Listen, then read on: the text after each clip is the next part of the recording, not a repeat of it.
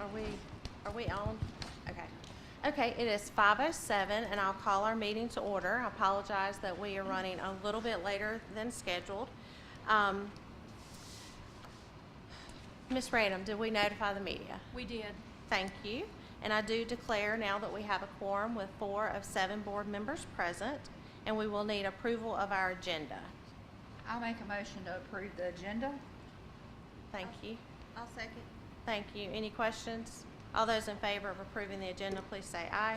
Aye. Any opposed? Okay, agenda's approved, and we will move forward with Mr. Ben Thompson.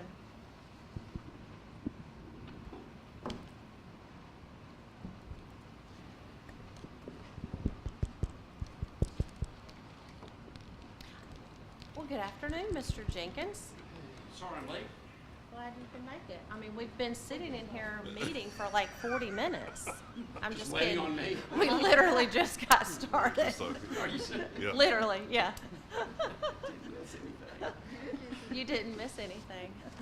Well, good to be with you guys this evening. I'm glad to be here to kind of report back about our last board work session, of course, and kind of move us to the next step. I won't be as long-winded as last time, so the batteries and the microphone are doing just fine tonight.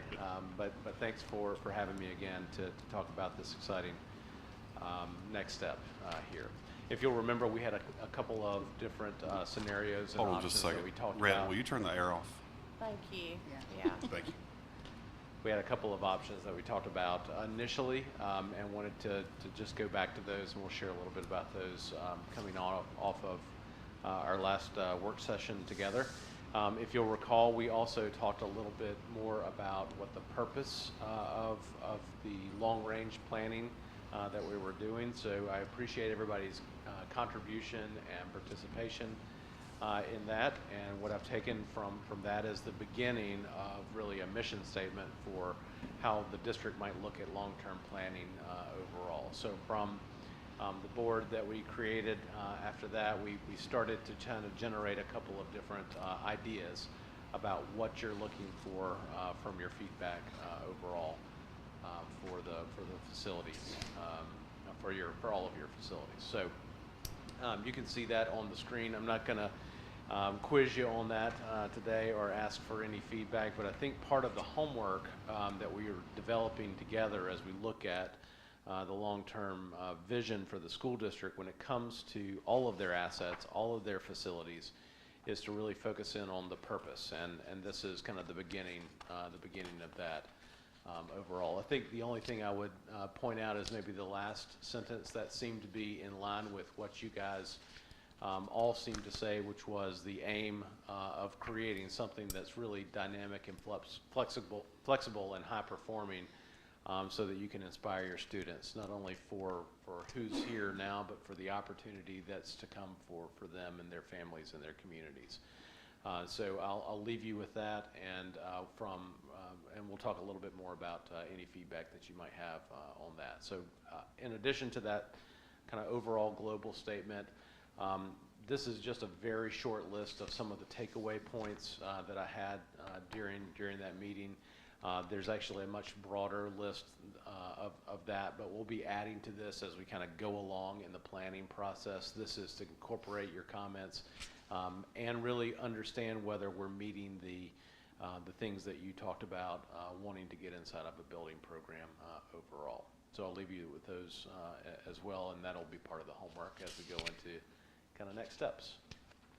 So the premise of what we wanted to talk about a little bit today was coming off of that workshop was kind of how do you think about long-term planning overall. It's a matter of what you need, of course, then also a matter of how what it costs, and then how do you fund that over time.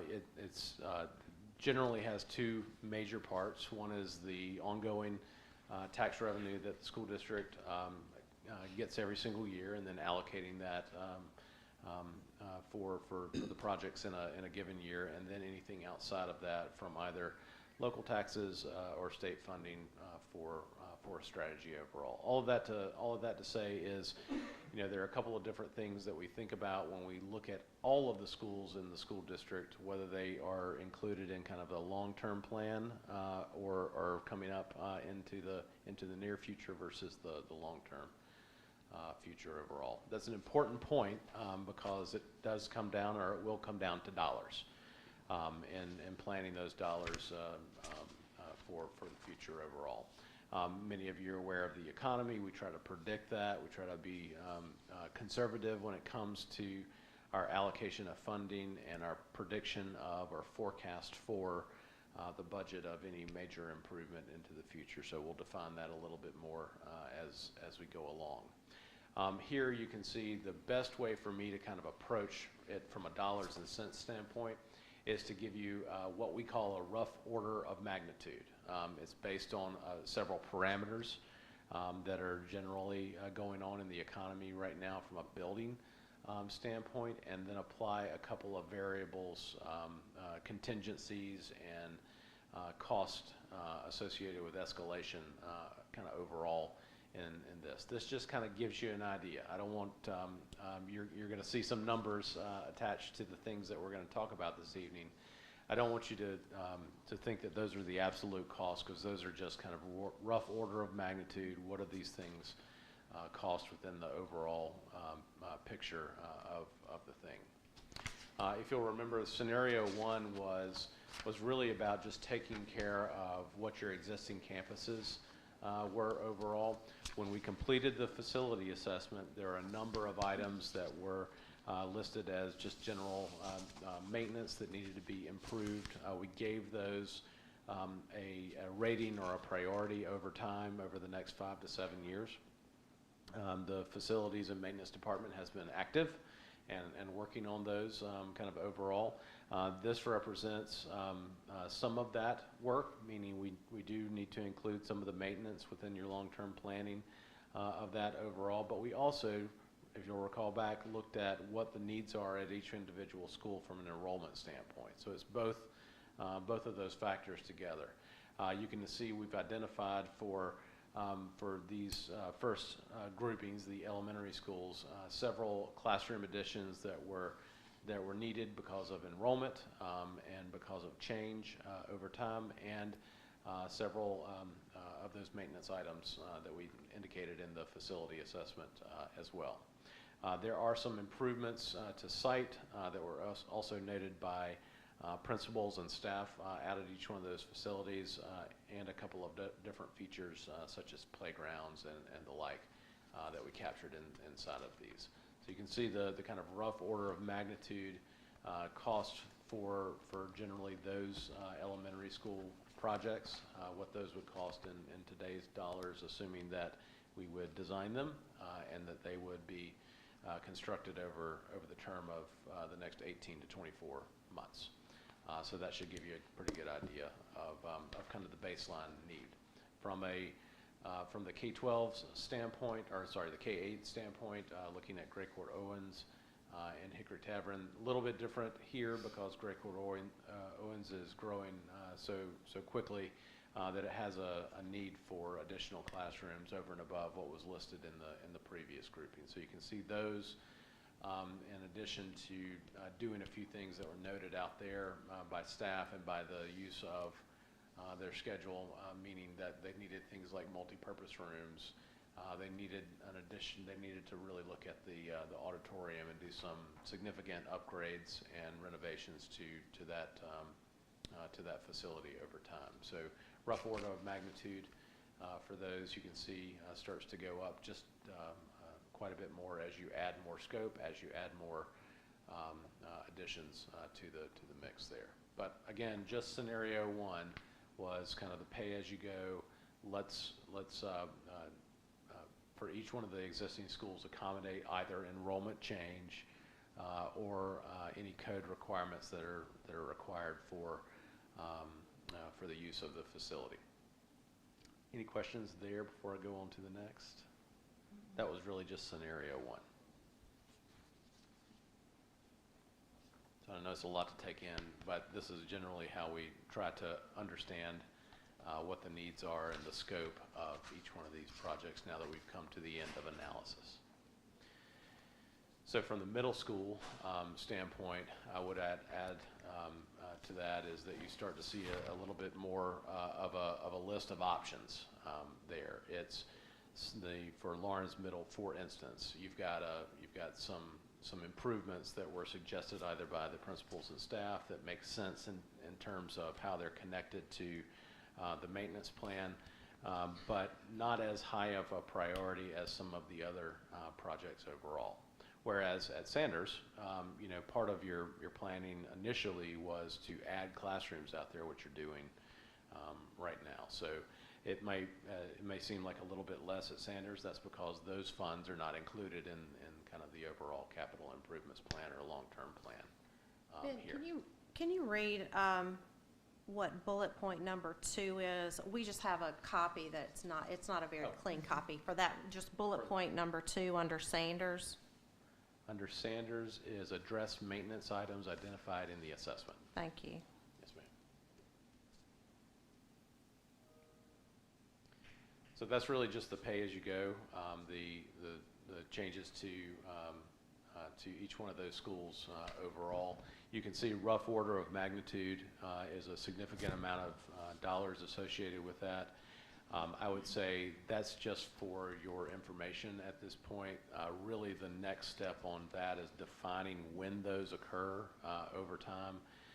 And you can see, does that need to be included in kind of your planning on the district side, or does it need to be included in the planning on maybe a bond side as well? So still 2 open questions there as we kind of move to the next step on the existing campuses that you do have. Can I ask a question here? Sure. So if this is what is needed to bring the schools up to where they need to be, and in some of these scenarios it includes additional classrooms and whatnot, what kind of timing does it take for, and this probably isn't a question for you actually, Ben, but what kind of timing would it take for the district to move through this without asking for additional funds? I mean, or is it even possible? It's probably not possible. You probably, depending on whatever your value is that you can allocate towards funding any given project, you would want to stagger those for the next several years, depending on the highest priority down to the lowest over time.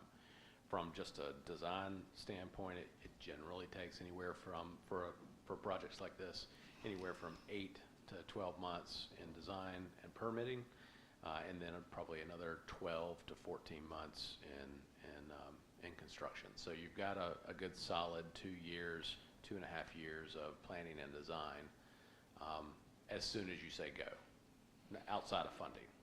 Right. Okay. Thank you. Uh-huh. Okay, so that's part 1. Part 2, and this is where all of the kind of questions as far as which direction to go were about the high schools. The high school is obviously the largest school that you guys have within your district, and therefore it takes a lot of renovation and or addition or completely replacing that one. A couple of different features kind of arose as we took a look at thinking about how you might do that. The easiest, simplest thing to do, and this is just baseline. You need to know this. Maybe it's not the simplest thing to do, but it's the easiest way to kind of think about it is what would a new school cost today if we had to almost replace it as a new property into our mix. So did want to share with what a comprehensive new high school would be. We actually did run through what that program would be, the number of spaces that you would need, detailed each one of those so we could get an idea of what the size and scale of a contemplation like that would be. We also took a look at, and it's not just the high school on any comprehensive high school campus, it's what you do with your outdoor environment as well, both in terms of circulation and student learning on the outside, but also how you deal with outdoor athletics as well. In one scenario, we initially entered, we had the outdoor athletic complex being brand new. If you were looking for a new piece of property, for instance, and you had to build that facility brand new, what would that mean? That's what we wanted to assess. We also wanted to make sure that we understood scale of value for what your existing stadium would be, or stadium and athletic complex would be, if you had to just renovate that, give it some new surfaces, new turf, new upgrades to their facilities, new fencing, those types of facilities those types of features overall in the mix. So we wanted to evaluate that. We also wanted to evaluate from our discussion, at least, not just what it would cost to build this new, but what can we do on the existing campus of the high school that the district operates on now. How can we use the buildings that are there to good use in terms of adding to that campus over time, demolishing some of the older classrooms that are there on campus today. And then with that being said, too, you always want to think about, in that type of scenario, with the examples that I shared, you want to think about construction separation while kids are operating on campus. You want to think about fencing, and you want to think about coordinating between all of the parties that are necessary to do that work, of course. So we did look at those two scenarios overall. Now this is, just a general idea is that you've got about 2,000 to 2,100 students in a brand new high school. What would that cost today? If you're looking at just the building and some of the surrounding features, that's a very large expenditure, about $187 million venture to really bring you a brand new high school today. I did check on the high schools that are under construction right now throughout the state and escalated those up to today's value, and that's generally in line with where high school construction is overall. Now, for you to add a new stadium, assuming that's about a 5,000 seat stadium, and all of the fields for baseball, softball, track and field, soccer, all the normal fields that you would get with that, plus that stadium, that's an expensive $40 to $41 million venture as well. So I'm not saying that's the direction that we talked about last time, but I think you want to start with what does that cost, just so you're aware of what that would cost for a facility like that. We did look at the phasing of the high school, and I'll show you kind of the thought process. There is, I feel like, a fairly significant savings if you take the buildings that are there that are useful to the overall, what could be the overall master plan, and reuse those for new purpose while renovating those. There is that possibility overall, and you certainly have your fields and property already purchased for the high school now. So if you took those and really renovated those and added some additional features to them, how would we look at that kind of overall there? So to get that phasing number, what I did was just do a very quick, this is not how it would be at the end of the day, but this is just a quick feasibility of what can we do on the high school campus overall. For that, you can see, first identifying what's available to really add to. One thing that we thought about, internally is instead of maybe a spread out campus, do you go a little bit more compact? One of the features of the high school too is not a lot of outdoor space right there near your classrooms or right there near a lot of facilities. So a couple of just ideas to kind of toss around as far as how we might come through and design something on that property. Looking at the facility assessment report, both the building on the left, the vocational building, and the pods seem to be in similar condition. So we said, all right, well, the other 3 buildings on the campus has either been recently, within the last decade or so, been renovated, or it's been added kind of overall. So we said, all right, well, that could be the basis of using those facilities for what they're being used for now or inside of a master plan. First step is, all right, how do we build while kids are on campus? And so you just look for open area and how that might make sense within a master plan. If you thought about building around the pods in this way, keeping those where that number 1 is, those 2 classroom buildings in the back, and then infilling in between there, you would want to locate, probably in a phased approach, your kitchen and cafeteria first, so that you could take care of that overall with any phase during the school day. And then the maybe a multi-story classroom building up at the front. Keeping that separate and apart from the building and constructing that while classes are going on the inside. And then eventually at the end, being able to take those buildings down. First the pods, relocating once those buildings are complete, relocating those classrooms inside their new home, and then starting the building process again overall. One thing that we found here too is just there's an opportunity, again, that feature that I mentioned, bringing maybe more of a secure courtyard approach might be one way to kind of think about this one a little differently than the way it is configured now, right there in the center or the heart of the campus. That building on the left, the vocational building, could also be used for swing space while all of the phases occur, so that at the end of the day, you're rearranging all of your traffic, all of your parking, and improving those in addition to kind of getting a complete and comprehensive master plan for the development of that high school campus. So again, that's not totally designed, that's just thinking through, is it possible to add while kids are on campus? Is it possible to do that in the minimal amount of phases that you can to get to a reasonable approach? And the answer to those were yes, it seemed reasonable.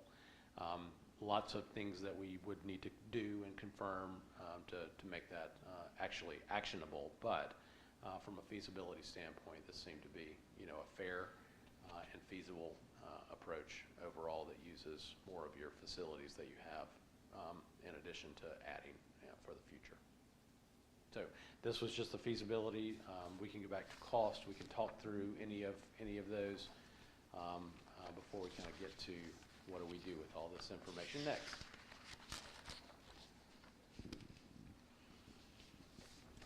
I find it interesting about, what I like about renovating or taking the high school that we have today and then doing what you're just talking about is that we don't have to go and buy land to do this. It's already there and it's serviceable, but it's going to be, if we go this route, it's going to be hectic, but this leads me to believe that it's doable, much more doable than I think I initially thought it would be. What's a time frame? Like what's a general time frame if you do a phased approach? I would say kind of the overall there would be 5 years from beginning of design through phase 2. I was able to group everything into 2 major phases, kind of overall. And that is actually pretty in line with a normal schedule for a brand new high school. You usually, the ones that we're dealing with right now, they were anywhere from 4 to 4.5 years. So just a little bit added time for the phasing aspect of it. Okay. Gotcha. And what are your recommendations as far as next steps? Because there's a few things that here, as we went through scenario 1, I noticed in the bullet points that we mentioned grade levels at each school remain the same. should we go ahead and reevaluate that piece of it? You know, do we have the right kids in the right places? Do we have, you know, our zones laid out properly? You know, are there aspects of that we could adjust? And if we did, would they dramatically change any of these numbers that you have on the table? You absolutely should do that. I mean, I do recommend that you take even if the answer is we're not changing. I mean, I think Right. you ought to really look at it and make sure you've got the right staff, the right students in the right place, kind of overall. Will it change the makeup of those? Possibly. You know, you do have some underutilization in some of your schools. You've got you know, when you look at Waterloo, for instance, you're underutilized there. Maybe Hickory Tavern has a little bit of capacity too. So, but that would take line changes and a little bit of thought on that. So it could you know, eliminate some of that need. We did it this way just so you have a kind of a baseline of all right. Well, if we continue to operate precisely as we're operating right now, what would we do next? Right, okay. So I do want to come back to the next step because there's a next step to that Okay. as well. So from a next step standpoint on that side of it, you know, this is overall to the capital improvements plan, to the long-term plan, is what you really want to do is make sure that we've narrowed the right way. So if we're going in one direction or the other, and it doesn't have to be the one direction, but if we're going to keep going down the direction of maybe looking at a phased approach at the high school level with a couple parameters for looking at enrollment for elementary and middle schools to make sure we're sharing in the right way, that's enough to kind of move to the next step. So long as it's nothing that's wildly different than what what we've seen on the list, then we can move to that next step. The next step would be probably organizing a group of teachers and or staff along with the district leadership to really go through the individual plans that we've created, at least from that baseline approach, validate those and get those really estimated instead of just giving you a rough order of magnitude, give you an actual estimate for each one of those parts. For the larger facility, for the high school, that'd be the easiest first step to take on that. It'll take a little bit of effort from a curriculum and enrollment standpoint to look at lines and assess, you know, additions and renovations to your existing campus. But those will come as you move through the process. So the first thing I would suggest is, yes, start that process, and then form a group and let us validate, you know, the need, the program, and really come up with that master plan, not just the blocks on the screen, but what does that actually look like? You know, what's included in that. And is that process, that committee, once it's formed, is that a process that you are involved in, that you are having those discussions with, or is it something that happens on the district side? From the master planning process, I tend to lead those, Okay. But yes, district is totally involved every single step of the way. But I'm going through things like this, like the program. What are your educational objectives in there, and how do we do that with the number of classrooms, any number of the architectural features? Okay. So if the board took a combination of high school and scenario one and kind of combined out that, would it be kind of going through and line item some of the issues with the scenarios at each school? How do you kind of address that? Do you have to address car loops if you add a building? Does DOT immediately get involved with that? And because that's a capacity increase? They will get involved if you add new construction on the property, which is okay, because we did analysis on that at the facility assessment side of it. So we do know a little bit about what they'll require on that side of it, but you do have to run through the process on that. It's less about that, and it's more about, well, if we're saying parking spaces, well, how many parking spaces? If we're saying classrooms, well, what kind of classrooms? Is it an enlarged classroom? Is it just a resource classroom? What type of classroom to validate each one of those parts? Gotcha.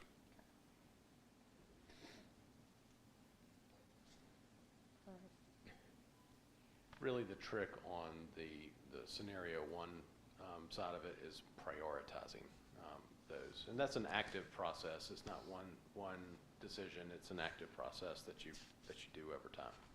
Well, and I think to prioritize those, that we would need to do the reevaluating of grade levels and zoning lines. That's right. And zoning lines might not be the right terminology. Attendance lines. The attendance line, thank you. That we would need to do that piece first before going through and determining priority there.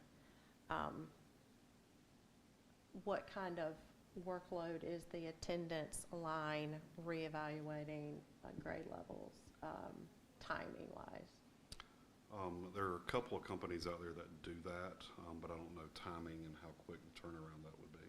Okay. I know there's one that kind of syncs in with our other programs that would already be able to pull all the addresses and start mapping, so Okay. we'll have that one already. Okay. Surely there's an AI that can do that. I was about to say, I mean, do you not just you and Rhett sit in your office with the map? Is that not what you do?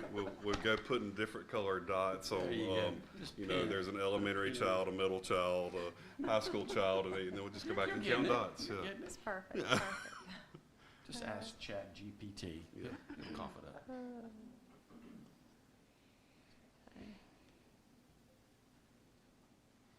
And I guess for us, it's a priority here too, right?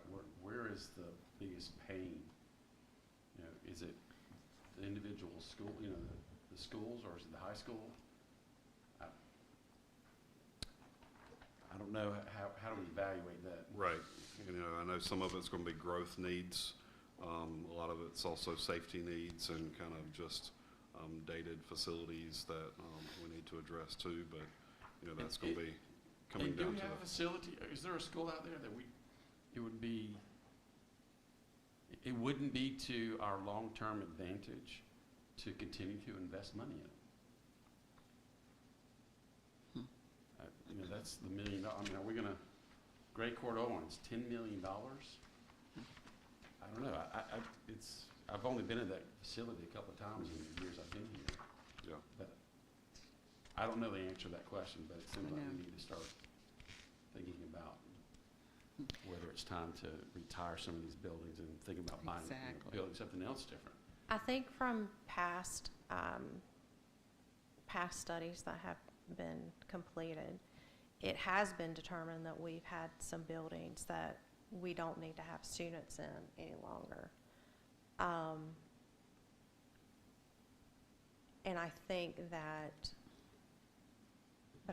our community, there's such strong community ties to these specific buildings, to just totally shut them down and move away, I'm not sure we would have community support to do that. I mean, we may, but Yeah, we I mean, might, just- there. I Some mean- of the schools are, 40 years? I mean, more than that. Our Sanders newest school is 22, 23 years old, I and know, that's the it's just- Waterloo. I in the long think run, is it Gray worth Court, it? the center part of that is a 1928, the three-story component of that, so. Ford was in the 30s, Sanders, yep, Sanders they was, are very, I mean, you can remodel and still you see the downfall of the Ford when I go in there. It was nice. I mean, we did great, trying to get it ready, but you still see the, Yeah, it's a Awareness. long-term investment. Well, you know, you know, you can only put a Band-Aid on something so long. Yeah. Tough questions to ask. Well, I mean, even with this, even in Hickory Tavern, for instance, there's a building that's out there that's not being used at all. So it would be useful if we tore that down and put back a new something useful for that Right. school overall. So Right. you still have that ability. And I think tearing down pieces instead of completely eliminating a building may be a better compromise, I guess, from a financial standpoint, building standpoint, and the community standpoint. So, you know,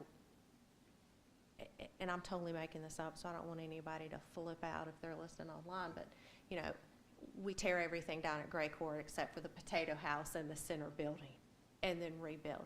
You know, so you're keeping the meat of it, you're keeping the historical. historical value of it.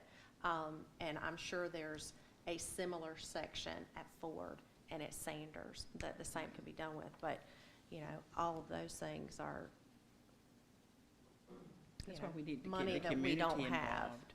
Right. Find out how they see these scenarios, what they think. We need to present it to the communities Yeah. in each area of the schools. So Ben, from the next steps from that perspective, you know, I'll just roll this little bomb out into the floor. Say we want to do a referendum. How quickly can we start the conversations with the community and doing the validation with a teacher committee that you mentioned? Like, how quickly can we do that?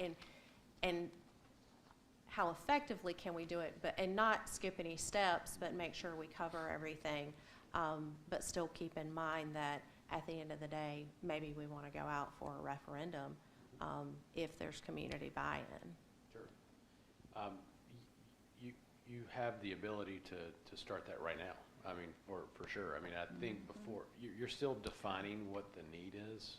This would be the way that I would look at it is, you're defining what the need is, and you have to, it's not just us looking at the physical condition of the building, it's what are the actual needs. The teachers should be involved in that, but and then the community members too, because they're gonna wanna talk a little bit about, you know, what the need is from a community perspective as well. So you can start that at each school right now. Exactly. And it's still part of kind of identifying what you need to include in and I'm going to use the words long-term plan, because it is different. If you go out for a bond referendum, you know, those will be a certain number of projects with a value. And that's outside of what you do day in and day out within your yearly or annual budget, you know. So it's a mix of those two. But you should start with, what do you need? Yeah. Community involvement and That's right. staff at each school.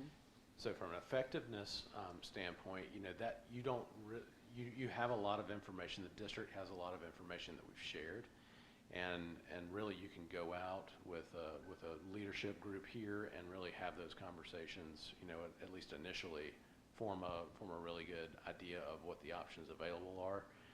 And then start to have those discussions in earnest to your community at each one of those facilities. Very similar to the working sessions that we've had out of those schools before. Yeah. Okay. Thank you. So multi-step process on at least this list. From a high school standpoint, not that they're totally different from each other, but that's a different type of process, slightly, at least from a design and program standpoint. What I would suggest there is that starting with curriculum here at the district, with the leadership team here at the district, and then a select number of folks from the high school, including athletics, to really go in and talk about what the actual need is. Behind all of those numbers and behind what's on the screen, there's a whole set of documents that I've created. It's validating all of those pieces and then bringing that to you in a digestible format and a right format, and making sure that it's absolutely right. For instance, I put a 2,100 student high school, you know, and priced that do you need 2,100 students in the initial condition? I don't know if that's right or wrong. I think this year you may have 1,600 at the 1,500. 1,500 at the high school, so maybe a little bit more flexibility in terms of numbers of classrooms, but do you need to go all that far? Do you need to go all the way up to the 2,000 number? Probably not, but we need to validate that, and that affects the cost and how you would lay that out on campus. Yeah, that's the hard thing. We're talking about a 4.5-year project. What's going to happen in this district in 4.5 years? I know Woodruff is building a new high school, and they're already saying by the time they move into this new school, they're going to be at capacity. For that, we did that high school. For that, we also planned for the future. So they also have Expansion capabilities. like built-in expansion capabilities. All they have to do in there, we built kind of what's called a shell. So they just go in there and put up the walls, put up the fixtures on inside, do the flooring, do the ceiling, and they can do that over summer and instantly have a fair number of new classrooms available for their population. So we thought about that a lot because you need to be flexible Yeah. so that things can change. Well, I'm impressed. I didn't hear that part. I would venture to say there's a lot of people in Woodruff that don't know that. Probably not. Yeah. All they know is like, we spent all this money on that building and it's at capacity. Who figured this out? I was like, well, it's 4.5 years. You got your crystal ball to tell you how many students you need to educate in 4.5 years? But to your point, I mean, that's a good roadmap though for things do change Absolutely they do. over time. These are what we know, the facts that we know them as they are, But it and would- it'll continue to change. Yeah, we certainly wouldn't build for 1,500. Right. I would think that we would have to have some number bigger than that, but what is it? Right. Because every room, every 100 students you want to educate, it costs a lot of money to build that building. Yeah. So that's what I would suggest. Let's have that discussion as part of a team approach with the folks that are impacted by it, meaning the teachers and the staff. Select members of kind of like a little committee of running through and validating that for you guys, and then show you on the screen what that results in, and then pairing that too with an actual cost assessment that gives you a little bit more value than just kind of what is the rough order magnitude of it overall.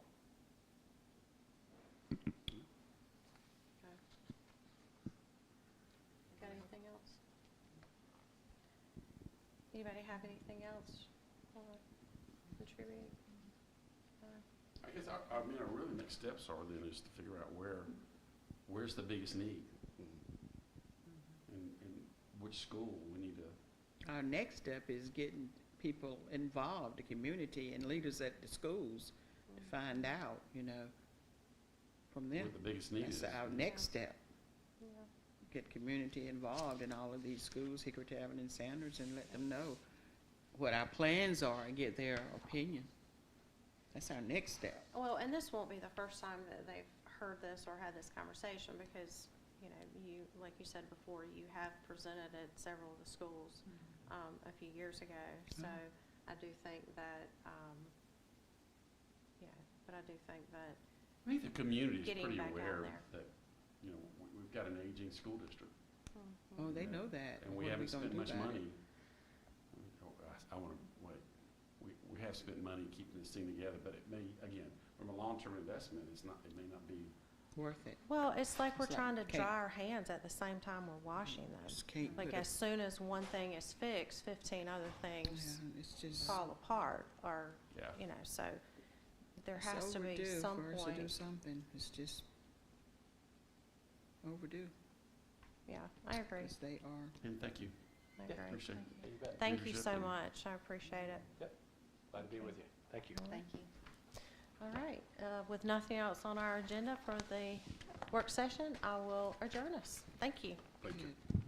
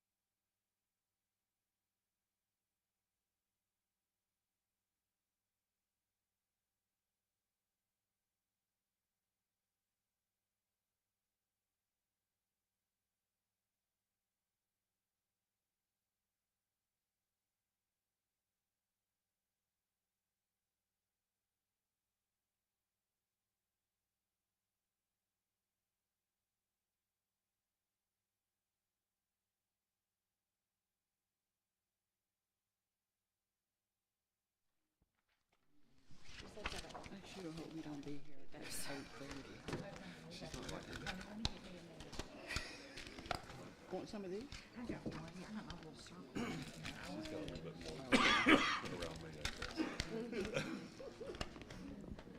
Around you.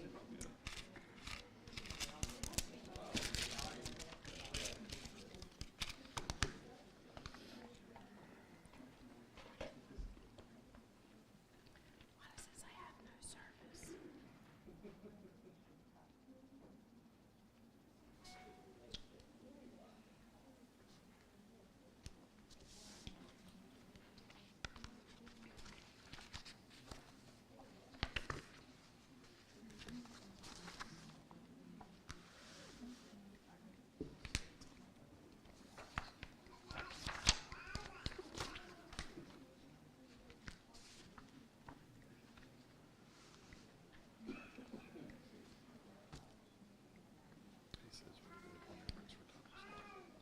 When are they coming to hear somebody do the pledge and then they arrive?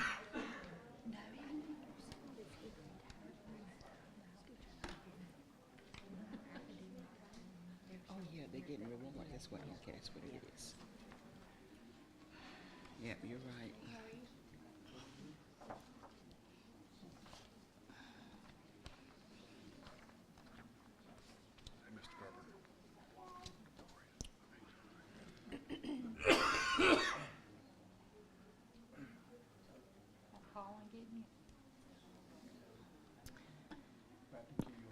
Good evening. It's now 6:30, and I will call our meeting to order.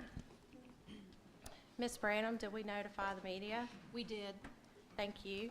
And I do declare that we have a quorum with all board members present. We will need approval for our agenda. I make the motion that we approve our agenda. I second it. Thank you. Any questions, comments? All those in favor, please say aye. Aye. Any opposed? All right, I just want to welcome everyone here tonight, and we are going to do the same thing that we did last month, and I want everyone around the board table to tell me something good. Oh. And I'll start today. If you don't want to participate, that's fine, but I'll start today and say that my something good was I got to have all three of my girls home yesterday for some birthday celebrations from college, so I was glad to see all of them together, so. All right, You I'll wanna go go next. In the next few minutes, I'll get to share a lot of great things happening in the district, and so I'll start and leave that for a few minutes. But it is very, proud and happy to be able to share some amazing things that have happened in our district and that will continue to happen in our district. So I'm looking forward to that. Something good for me is that, God touched me this morning, I'm here. It's board night, and I don't have to cook dinner tonight. And your daughter is in the And audience. my daughter is in the to audience. Participate tonight. I had my grandbabies all weekend. I don't even know if I'm here or not. Oh, well, I just got back from a relaxing weekend, so that was good. Very good. Something good, I am enjoying this weather. It is fun to be out. I spent Saturday just outside doing yard work, and just, it's time for the cold to go away. And the pollen too. And Well, that's what you gotta suffer for spring, and I'm an allergy sufferer, but it was great weather. It's just good to be alive. it's great to be alive. Thank you, Mr. Carpenter. So in front of you, I had the opportunity to go this past weekend to COSBA, which is a kind of a national school board event, and it was in Atlanta. And one of the things that one of the sessions that I sat in on, it actually was put on by the South Carolina School Board Association and the South Carolina Municipal Association. Obviously, I can't say that word well. And they gave out these pins, so I brought back one for everyone, including Dr. Penland, and laid it at your desk. And it was just a good conversation about, and their three focuses are civility, respect, and solutions. So I just wanted to share that. And a couple of other sessions that I sat in on that I thought were very good. I think we're actually going to hear about one tonight, which I sat in on regarding background checks and safety and security in the district. So I think we're going to hear a little bit about that tonight. and then one on John Hattie's visible learning research. And after talking to Dr. Penland and Ms. Lacrose earlier this evening, it sounds like they're already having conversations regarding how that can be applied to our district as well. And then the last thing, which happened to be my favorite for personal reasons, was transitioning special needs students for success beyond high school. So I'm excited. I'll share with all of you guys the information that I picked up there, the PowerPoint. I'll also share that with you in hopes that maybe we can have some conversations about that. So, and thank you for the audience for being here tonight. So now I will turn it over to Ms. McElveen with Lawrence Middle. We didn't pray? Oh, Not yet. well, we had a Pledge of Allegiance, Mr. Hughes. Oh, okay. And so she can introduce her student to lead us in the Pledge of Allegiance tonight. So here I have Mrs. Peyton Elders, who typically does the morning announcements at Lawrence Middle School this particular quarter, so she's now going to cite the Pledge of Allegiance. Please rise to the Pledge of Allegiance. I pledge allegiance to the flag of the United States of America and to the republic for which it stands, one nation, under God, indivisible, with liberty and justice for all. Thank you, Peyton. And thank you, Mr. Hughes, for keeping us on track. And now, Ms. Nance, would you pray for us, please? Let us pray. Our most graciously, Heavenly Father, we come this evening, Lord God, and just giving you all the glory and giving you honor. And we say thank you, God. And Lord God, we realize that we're in the cross season, remembering what you showed your great love for us. And again, we say thank you, Father. And Lord God, we ask that you bless our meeting, be in the midst. Continue to direct our superintendent, Lord God, Dr. Penland, and give him wisdom and knowledge, God, to make us the greatest school in the area, in the district, in the area. And we just ask you to continue to cover the district, Lord God, and help the board, God, in making decisions, Lord God. We just thank you, Father, in your name. Amen. Amen. Amen. Thank you, Ms. Nance. Now, we will need approval for our minutes from the February 24th work session and board meeting, if someone could make a motion for that. I'll make a motion, we accept the work session and the board meeting. I'll second. Thank you. Is there any discussion or questions? All those in favor of approving our minutes from the work session and board meeting for February 24th, please say aye. Aye. Any opposed? The motion carries. And now we will move on to our Lawrence Middle report with Ms. McElveen.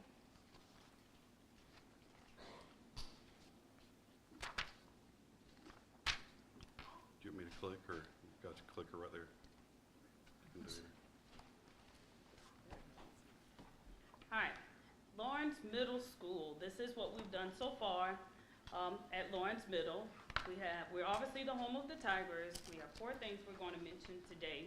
1, our school goal, things we're doing for school improvement, all the great things we have going on at Lawrence Middle, and where we're going in the near future. So our school goal 1, as with most schools, we have a goal for SE Ready testing for ELA and math to increase both scores by 10% when we take SE Ready in May. Our first day of testing as of now is May 5th. School improvement goals. A couple of things we've done so far this year is require all teachers to attend PLC meetings. Our PLC meetings are structured based upon content. So all our English teachers meet together, all of our math, science, social studies, and of course our fine arts. That way they get opportunities to learn best teaching strategies by our master teacher, which is Mrs. O'Brien. We have pushed and will continue to push student-centered classroom and student-led classrooms. For example, we pushed one new initiative this year about learning targets where they'll know what they need to be successful by the end of the class period. The goal is when anybody enter a classroom, anybody can pull a student and say, what are you learning today and how do you know you have it? Which in educational jargon, it is just learning success criteria. We've implemented a few student initiatives. I was just telling someone earlier today that we did quarterly awards. Every quarter we honor our A students and our AB students. And I think it was in quarter one, we recognized students who've made great gains in MAP testing. We also done Student of the Month, and of course, we've done perfect attendance. So for each one of those things, we've kind of given kids pins. I'm actually wearing a little tiger paw now. This is for all A's. AB receive a certificate.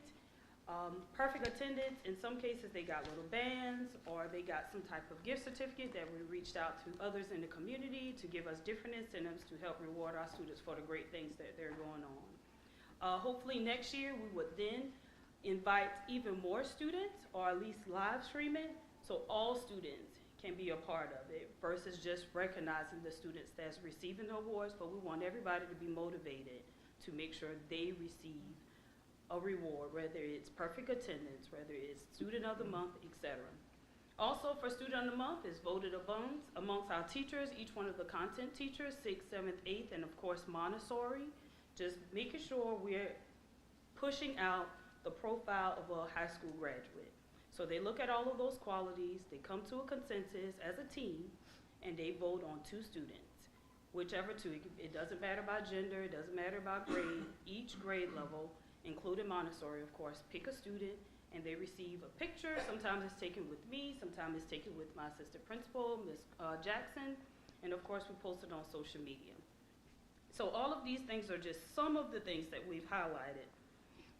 The last thing is we added was our community outreach. We have a couple of things that we have in play that we will try to manifest even more. We have a partnership with a lot of our local churches. We reached out to United Way, and I met with her, I forgot the actual date, but I met with her. So we have a couple of more initiatives that's coming up for next year, such as the garden, the fresh bag of vegetables. I think they give out maybe twice a year, and ways that we can do more things, not just to help the students, but also our parents, specifically our ML students or any student who needs help with assistance. One of the things that I reached out for United Way, and we'll work collaboratively with them, is being able, when we have Meet the Teacher, that our ML students will have somebody right there live in the flesh to be able to walk them through the building, and they, even if they don't understand one language in English, they will be comfortable to meet and mingle throughout the entire building with having some type of support. We've also have partnership with NAMI. I Rise was a mentor group. I have subscribed us to join South Carolina Alliance for Middle School Educators, and we sent 4 teachers this past February to a conference, also just trying to continue to develop our teachers. And of course, we have an active SIC committee. So going with the 5-star experience of Lawrence Middle School, our teachers met at the very beginning of the year, and we came up with our big things that we want to push out within our school and of course within the community. And as a consensus, we came up with these particular things. One, we wanted to improve on communication with parents and staff. So parents received a weekly bulletin, bi-weekly bulletin every week with all the things that's going on in LMS. Staff receive a weekly bulletin every Sunday at 4 o'clock. Every Sunday at 4 o'clock. Of course, PLC meetings where our teachers learn best strategies. And of course, every once in a while, we bring in different speakers or different people throughout the community who also can help them and give them assistance. Attendance was another big initiative with teachers and students. I will tell you guys firsthand that attendance for teachers at our building have been great this particular year. Me being new, I don't know what it was like last year, so this year, we've continued with instruction as best as we can. And then, of course, academic growth was another big thing, hence why our PLCs are led towards it. And for academic growth, even if a student hasn't met the standards, we want them to continuously to improve. So doing our quarterly award, doing MAP tests as we just finished up, we're making sure we highlight that they have grown. For example, I pulled a student today, and he grew 94%. He grew tremendously, just from him actively trying. And a lot of it is because of the incentives that we have given to them. So for example, we have our MAP incentive program. I'm assuming sometimes either later this week or early next week where they get bag, chips, Takis, stickers, whatever else. And then, of course, we have a lot of those same incentives going on for as we get ready for SE Ready testing in May. And more importantly, we want a positive school experience for all. We want students to feel welcome to come to school. They will hear me frequently say, I'm the parent in the absence of your parent. So come to me, come find me. At every lunch shift, you will find an administrator. You will see us constantly in the hall, just making sure they always have someone right there all day, every day. This next slide is a couple of things that highlighted a lot of our things that we've celebrated. Obviously, we had Mr. Grinch in the car line early in the morning. That's the teacher. We have Ms. Cohagen, who was Literacy Teacher of the Year. Then, of course, we have our staff and teacher of the year. Then 2 students, I think we were doing Red Ribbon Week, which is why everybody have on red. And at the very bottom, we did like a card, a Valentine's Day card, for just giving our teachers a little treat throughout the school day. But more importantly, as we continue to grow throughout the school year, we want to also make everything feels love, welcome, and one thing they've also heard me say tremendously is all means all. So we had the Reedy Greenville Drive Frog come and visited a lot of our special education classes. And the one in the middle is probably the most one true to me, is because that's him who has sensory, of course, and giving a high five to the frog and smiling, etc. Then, of course, we had Twin Days at the bottom, and then up top in the right, it'll be our students working in Makerspace in the Media Center, making sure all students are pushing reading incentive to make sure we continue academic growth, but also making sure we give them incentives to continue to push to be the best Lawrence Tiger they can be. Any questions? Thank you so much. Thank you. Thank you. All right, and now I will turn it over to Dr. Penland for district updates. All right, thank you. And so, kind of going along with the theme, tell me something good. It is my turn to kind of share a lot of the outstanding works that we have going on in our district. First, we'd like to recognize our Hickory Tavern team. We would like to congratulate Ms. Starling, Ms. Brittany Schaefer, and the Hickory Tavern Academic Bowl team. Hickory Tavern Middle School won the Western Piedmont Education Consortium Regional Academic Bowl in February. As the winners, the team advanced to the academic state finals on March 7th at Lander University and finished 3rd. One of the things that I noticed whenever I was sitting there is the teamwork that those kids had. Every time that there would be a question that they could kind of have a few seconds to answer, they would always check with each other. They would always really just check to make sure that it was the right answer. So it wasn't somebody taking over and answering everything. It was truly a team effort, and that was one of the things that I was very proud to see as hardworking young people that you are. So I'd like to thank Coach Brittany Schaefer, who was responsible for training the Hickory Tavern Academic Bowl team. And Ms. Schaefer is currently a 4th grade science teacher and social studies teacher at Hickory Tavern. I would like to now recognize the team, and if Ms. Schaefer and Ms. Starling will come up as we give certificates to each one of our academic bowl team members.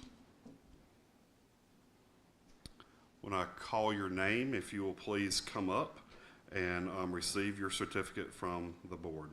Liliana Almanza. Randy Atchley.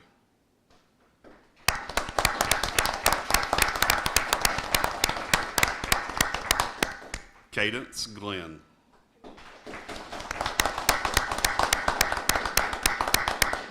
Team Captain Hyatt Reed.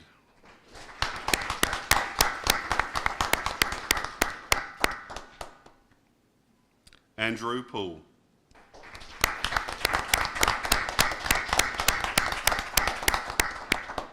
Nate Green.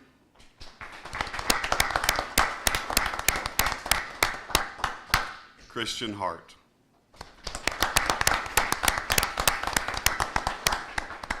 I will have to also say that I think Nate gave the most high fives of everybody during the event, that he was always the encourager of the group for sure. So if you'll get together with Miss Fay, we'll kind of organize you to take a picture.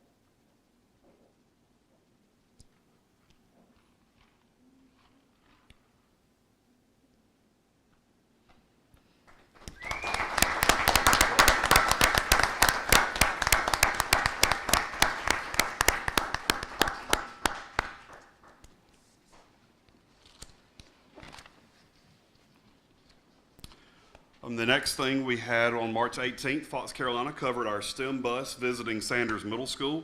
The students were able to experience several STEAM activities, and I now would like to share the news clip with you. Miss Wendy Burgess and a couple of our students were interviewed, so if you'll just take this minute to watch our video. If you'll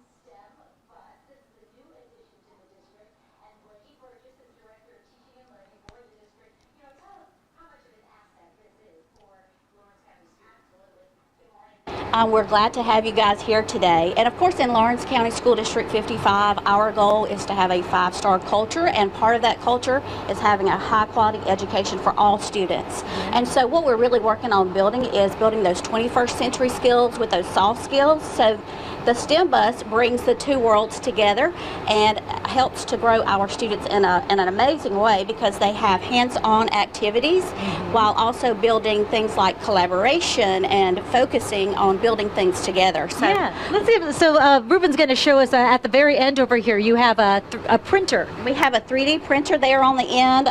Kids can code and create things and then print it out on the 3D printer, which is really exciting. And of course, our goal is that all students would have access to this. So we needed to have things that were developmentally appropriate.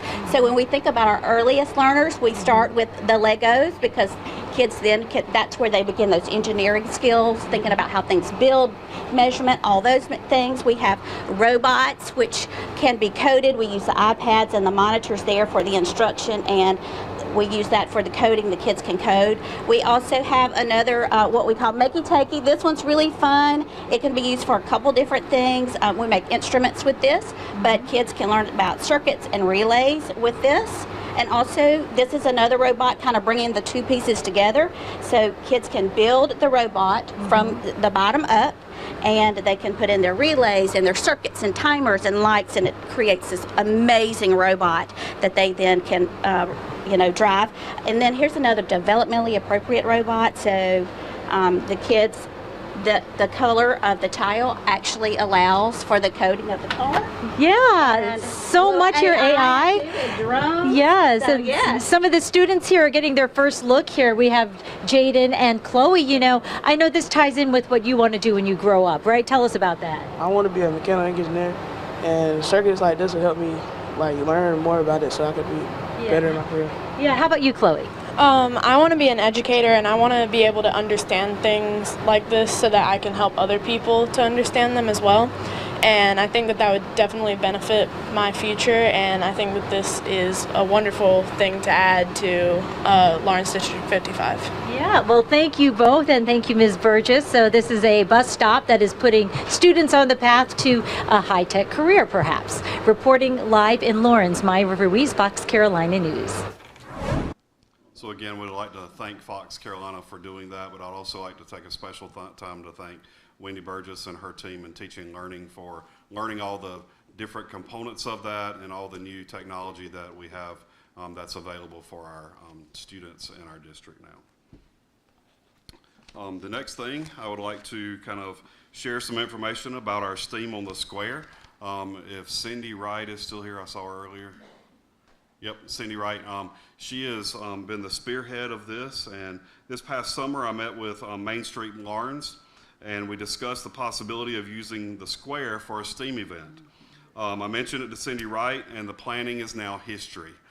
She jumps on it, and she takes care of it, and she is full of energy, and she is a wealth of information and has made tremendous contacts for that. So on April 5th, several of our local partners will come together to host the Lawrence County STEAM Day on the Square. This free community event will take place from 9 to 3 on the Courthouse Square. And we're partnering with Lawrence School District 56 to showcase our county's creativity, their talent, and their innovation. At 10 a.m., we'll be sharing some of the awards for 5 individuals for their lifetime support of the arts and for our districts. Over 30 businesses and organizations will share various activities and learning stations, including the Joe Adair Education Center. The STEM bus will be there, Camp Fellowship with science activities, the Artist Coop, the robotics team at the high school, Big Air inflatables and activities, and also artwork will be on display in the museum and many student performances by Lawrence 56 and 55 students. A huge thank you again to Lisa Canada, Cindy Wright, Faye Colley, Jenny Carty, and the Teaching and Learning Department for planning this event. I'd like to invite the board members to join us at the stage at 10 a.m.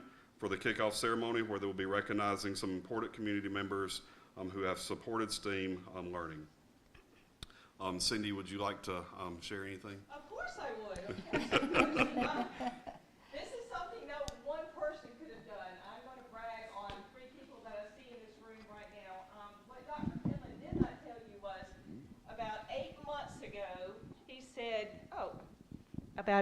ago, he said, Cindy, what do you think about this? And we didn't stop. So I'm going to put all the blame and all the credit on Dr. Penland with this. This is the first time in the history of Lawrence County that we have combined District 55 and 56 for a community event honoring our students. Board members, Kathy, can I approach this and give out this to the board? Absolutely. This is a schedule. Okay. Every single school in District 55 will have children performing. And what I have here, this is a schedule that is soon to be released. Thank you, Amanda. Amanda's another one of those that she handled all the money for this event, so she's one of the heroes that are hidden in the back. But anyway, 8,000 students have been invited to this event. 8,000 students have been invited to this event. Everything is free. And I've had principals contact me, what do we need to do for our school? Nothing. The district has covered everything for you. You have been, I would like for, and this schedule will be released to the media, but I wanted the board members to know who is presenting, what, and where. Who will be singing, who will be performing. What Dr. Penland has not told you is, tomorrow morning, can I share this with him? Sure. Tomorrow morning, he's going to WLBG with Nathan Sin, our mayor, and they will be recording an advertisement to be aired on WLBG on Wednesday and Thursday morning. Also, the advertiser, at no cost to us, will be printing on this week's paper a full-page ad advertising this event. And the following week, the advertiser, at no cost to us, is going to generate a flyer that will go out to everyone in Lawrence County who gets the advertiser. So, thanks to Dr. Penland's simple comment, what do you think about this? It's going to be a great event. Come out, please. Honor our children. This is a time that we will celebrate the great things that our students have done. The community is behind this. I can't quit. I've talked about this. Wendy knows this. I've talked about this, and I've talked about this, and I've talked about this. This is a great event to celebrate the awesome things that are going on in District 55. And I'm just glad District 56 has joined to join us. That's right. Yeah. And so we do have several community partners. The city of Lawrence has been a huge partner.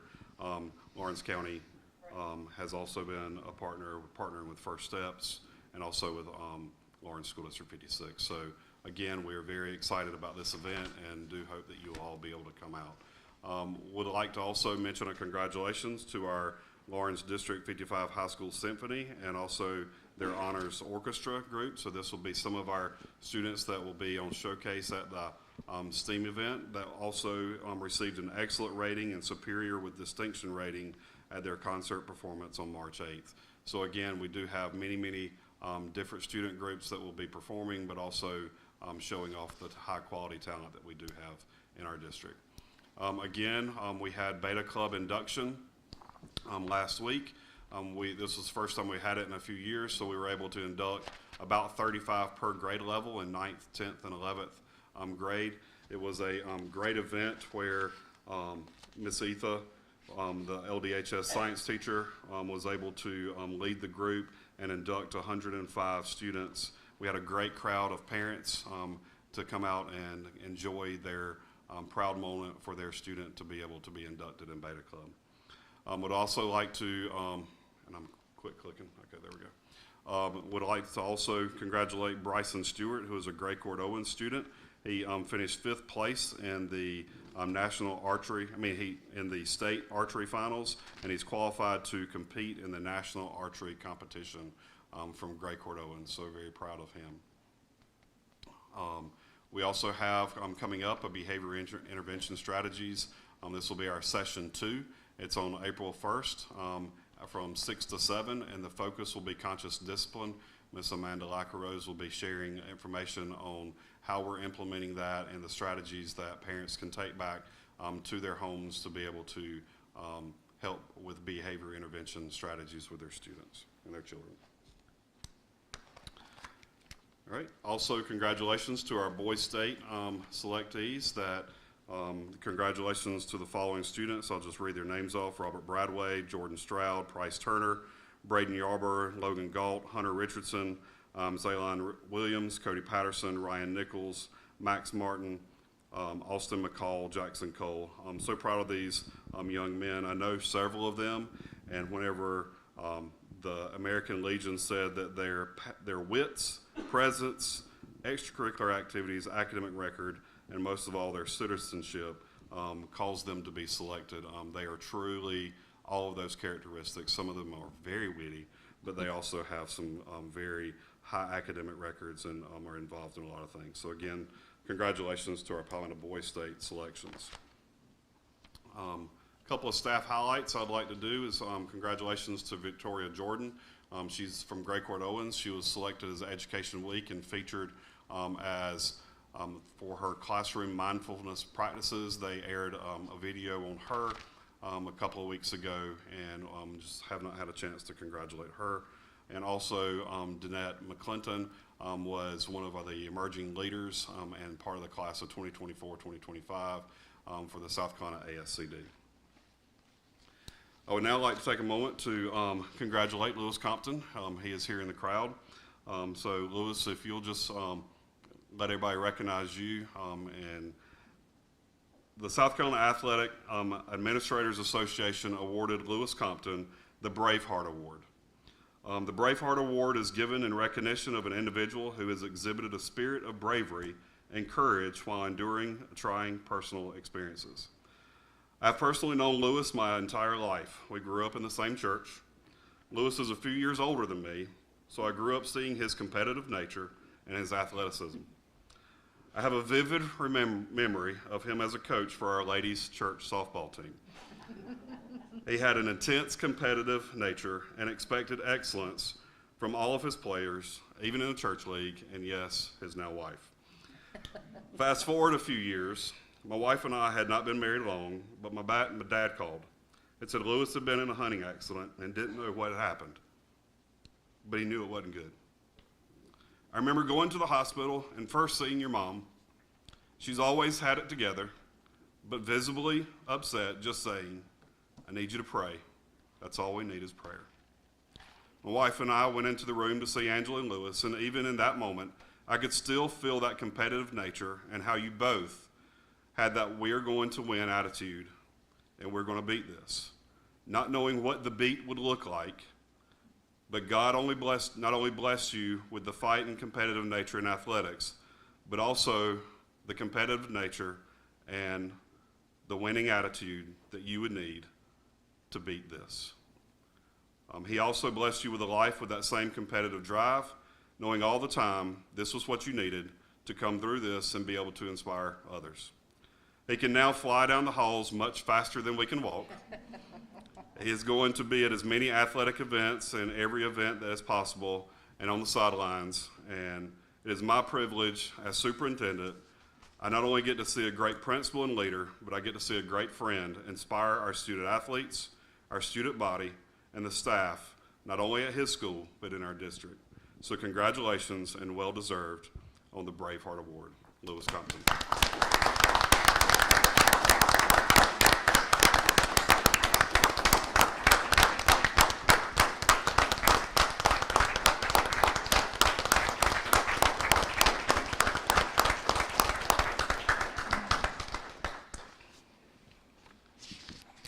I want to make a quick comment. Just my deep respect for Mr. Compton, and if you go in the church parking lot on Sunday morning, you're not going to find Lewis' truck parked in a handicap. He's parked in the back side of the parking lot and comes all the way from the furthest part of the parking lot. This is a man who just does not say quit and doesn't let any handicap hinder him. It's just an amazing story. I appreciate all that you do for our students, this district, and just the inspiration that you give me.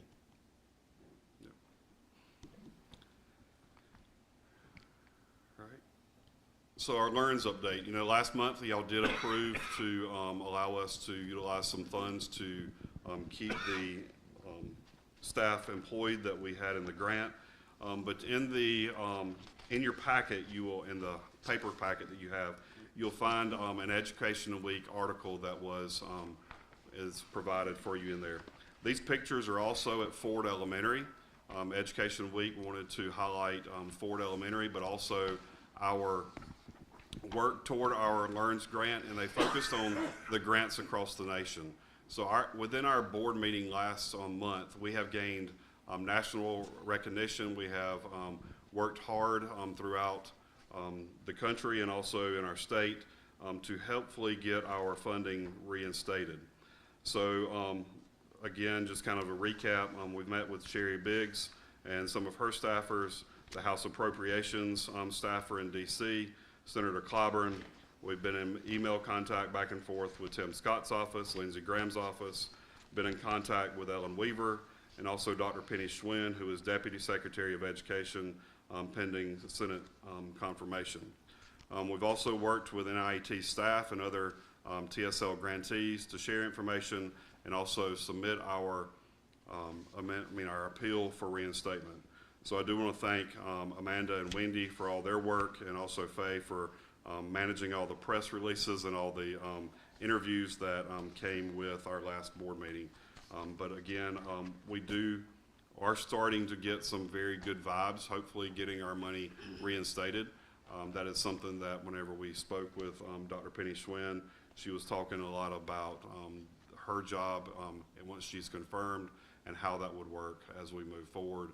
And kind of got some good feels throughout some of our other conversations that it is very possible that we will get reinstated for our funding. All right.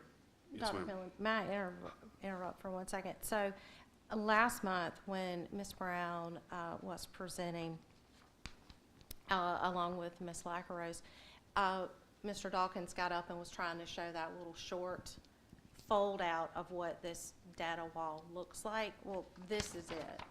That's the picture of it. And Ms. Nance, you've probably seen it because you've been in Ford so much, but that is what they were trying to describe to us and what I was so excited about. So, yeah, I just wanted to point that out. And I will just have to say the Education Week contracted with Bryant Kirk White to take these pictures. So we were very excited to have one of our own sharing the work with Education Week also. So. Again, early childhood registration, if you have a 4K, 5K that needs to register for next year, please register at your child's zone school. And this thing's glitchy. Okay, so now I'll turn it over to Danny if nobody has any questions. Okay, Danny.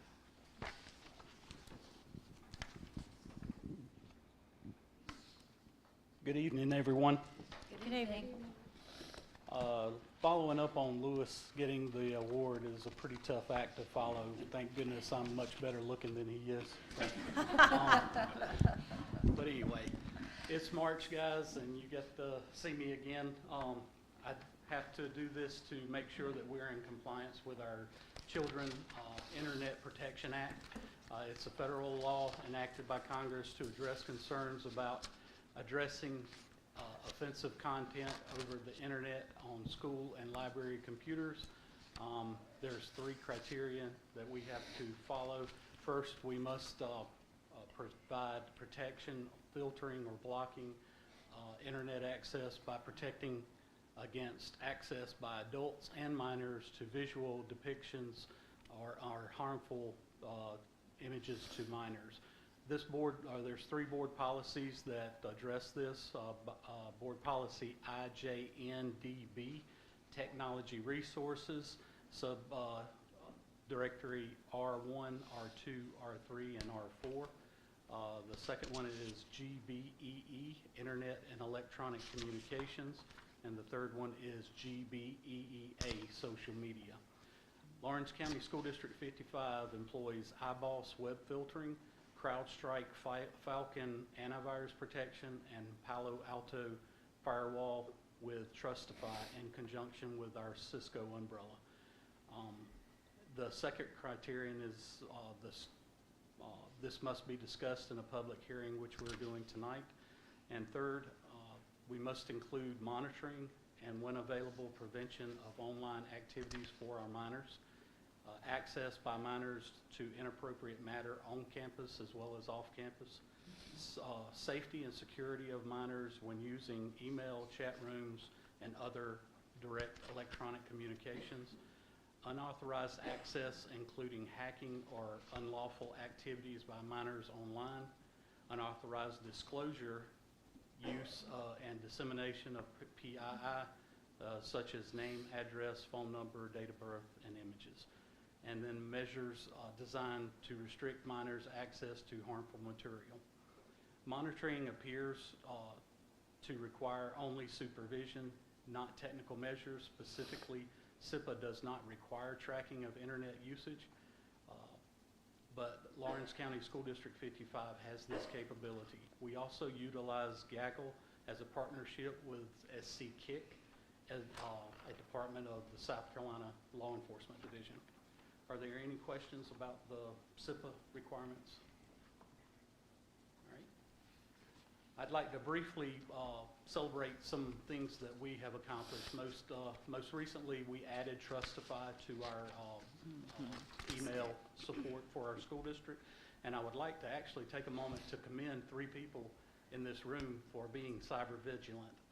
Just last week, we had a spear phishing attempt in our school district, which is not like a normal phishing attack. A normal phishing attack is mostly bots, and it's just bombarding your email accounts. A spear phishing attack is actually identifying an individual or 2 in this case, and trying to compromise their accounts. And in this case, this actually happened to our board chair as well as our superintendent. And it was quickly identified by Mrs. Little as well as Dr. Penland, but the key person, I believe, was Mrs. Laird. She was right on the spot and called us out on it, and thankfully we were able to utilize Trustify and our cyber vigilance to stop this attack.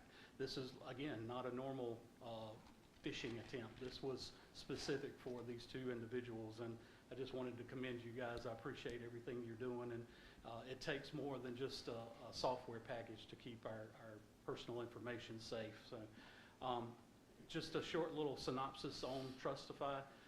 We have 1,011 email accounts in our district on the faculty side, and out of those email accounts. Just last week alone, there was 121,721 emails scanned in our school district. That is in 1 week. And in that 1 week, 20,564 of those emails were blocked because they were malicious. So that's saving us right at the front door of our email accounts. In that 121,000 emails, 266 of those emails were actually emails trying to impersonate a user in our account, and they were stopped by Trustees. So very, very proud of our school district, thankful to Dr. Penland to allow us to utilize this tool to keep our school district safe. Real quick, some summer projects we have planned. We're upgrading the 9th grade devices at the high school with new devices. Lawrence Middle School, ironically here tonight, they're getting all new Chromebooks at the beginning of next school year. And if you don't mind, I'd like to take a minute. I believe that every meeting is divine intervention. I've mentioned this to Mrs. McElveen before, but I'd like to commend Mrs. McElveen as well as Ms. Jackson. One of our computer technicians just recently mentioned to me in the last few months that he could see a night and day difference in the atmosphere and everything at Lawrence Middle School, and he wanted to just commend those folks about that. So I just want to take that moment to mention that since I brought the school into the mix here. We're planning to re-image our labs because the state of South Carolina has purchased ClassLink for all the school districts. We will be transitioning from Clever to ClassLink, working real close with Ms. Burgess and the teaching and learning team to transition this summer so that we'll be able to start fresh with ClassLink in the new school year. We're adding new machines as point-of-sale machines in the cafeterias as well as the manager stations. And lastly, we're using an E-rate project to upgrade all the access points at Gray Court Owens. I think it's like 62 access points that we will be upgrading in that school. And lastly, I would like to, in the moment of education, I brought a public speaker to my podium here. So I'd like to introduce, this is Special Agent Lee Rankin. He is with the FBI, and I just wanted to kind of give him a moment to kind of talk to you guys, introduce you guys, and let you know, understand that we have a working relationship, not just with our state law enforcement, but with the federal law enforcement as well. Good evening. Good evening. Board. Appreciate the time. I did not game plan my talking points with Danny before this, so it's just coincidence, or maybe it's how important it is. But unfortunately, we have the task of addressing cybersecurity, cyber threats throughout the state and the nation, and a large portion of our incidences deal with school boards and public entities because the funding that's available to these entities is public, so that makes you a big target for cyber intrusions and account takeovers. If there's 3 things that I've seen in incidences where the organization was able to survive a cyber attack was, 1, they created a culture of vigilance. That's both on the IT side, that's also with the users. That's anywhere from students to teachers being cognizant of what links they click. We call it think before you link, okay? I think everybody has seen the mail package been delivered, click here, so forth. But a lot of times, if you think about it, you probably never even had a package being sent to you. But this social engineering is it's very effective. A lot of people sense that sense of urgency and will click on things they wouldn't normally click on. The second point is partnerships. I work with all the school districts, SC Kick, and we have monthly and quarterly meetings on what we're seeing out there, what cyber actors are doing, their techniques that are being used, and lastly is to always have a backup plan. Schools have existed before technology, and we can continue if we need to temporarily without technology, but it's always good to have backups that you can obtain pretty readily if your systems are encrypted. A lot of media reports you hear a system was infected, a school district was impacted, and will be offline indefinitely. if you read between the lines, that means all the information they had stored has been encrypted and they can't access it. So this can be very catastrophic to a organization. So I would much rather be here today talking about this to prevent any incident than having to do a whole bunch of paperwork and trying to track down cyber actors that have encrypted your data or stolen data. And just lastly, data today is a commodity. It's being sold. So if your data is taken, there are responsibilities for you to report that, unfortunately, and it can be leaked on the internet. And you know, if you have any questions, here I am. I'm open for any comments or questions you may have.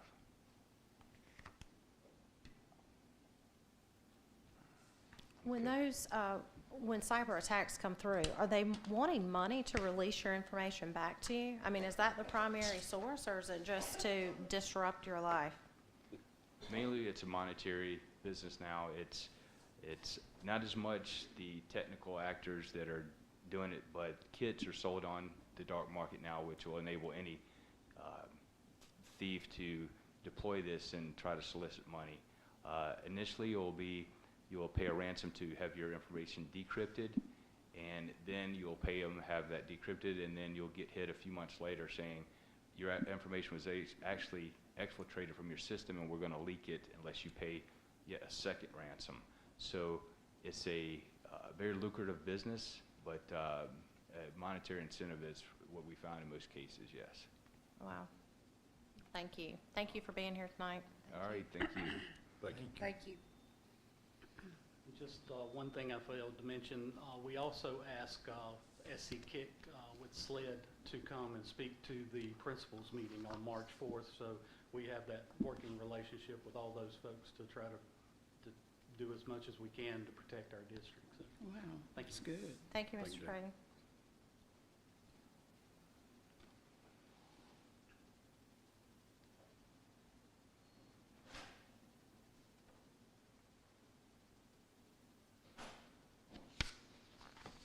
All right, you ready for me to go into that next? Yes. Okay, so we'll now go into board operations. In your packet, you will see the 25-26 schedule of board meetings. They are listed here. They're typically the fourth Monday of the month. You'll see that we have a couple in the month that are third Mondays, and we have a couple that are marked tentative until we find out what the actual high school homecoming schedule is, so that we can participate as a board, because that's typically when they do the parade, is during the board meeting. It's only been a couple years. We went ahead and put those in as tentative dates, and then if the homecoming week falls on that, we will notify everybody to make sure that we swap that date so that we can participate. So with this one, we'll need board action. Do I have any questions or concerns? And then I'll need a motion to approve.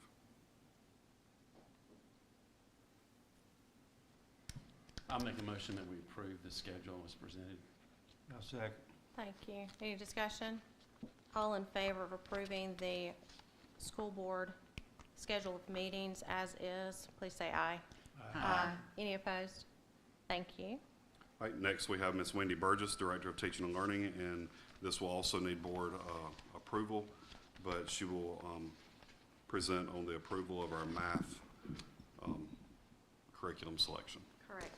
Good evening. Good evening. Madam Chair and Lawrence 55 board members, I am Wendy Burgess, and I'm here to present the math adoption. So part of your work as our ones in charge is to make sound instructional decisions. So in South Carolina, we have the South Carolina College and Career Ready Standards. And as you know, that there's a rotation to update those standards. So last year was the year for those to be updated, and that comes with that is a curriculum review process. So the Department of Education leads the state through that process, and then at the district level, we mimic. That's a very similar process. So here is what our adoption process looked like in Lawrence 55. And I want to say a huge thanks to Lee Severin. She is our math coordinator. She's done a wonderful job in making sure that we've rolled out professional development wrapped around those standards, so that then our teachers could then make good choices when they were thinking about which of these curricula best fit the needs for Lawrence 55. And so last month when we had professional development, we brought in the various vendors and they were able to share out to our teachers, and then they were able to submit their votes.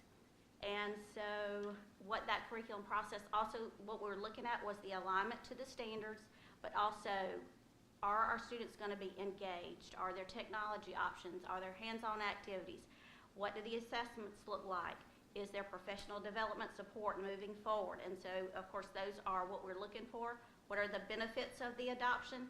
At the end of the day, we're looking for that 5-star culture. And so does this align with what we're doing in Lawrence 55 to grow our students and make them college and career ready?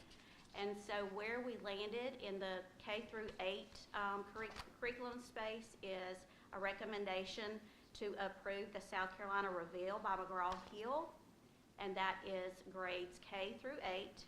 And then for grades 9 through 12, there's a myriad of different secondary math courses, but what we landed on there was the Savas Learning LLC.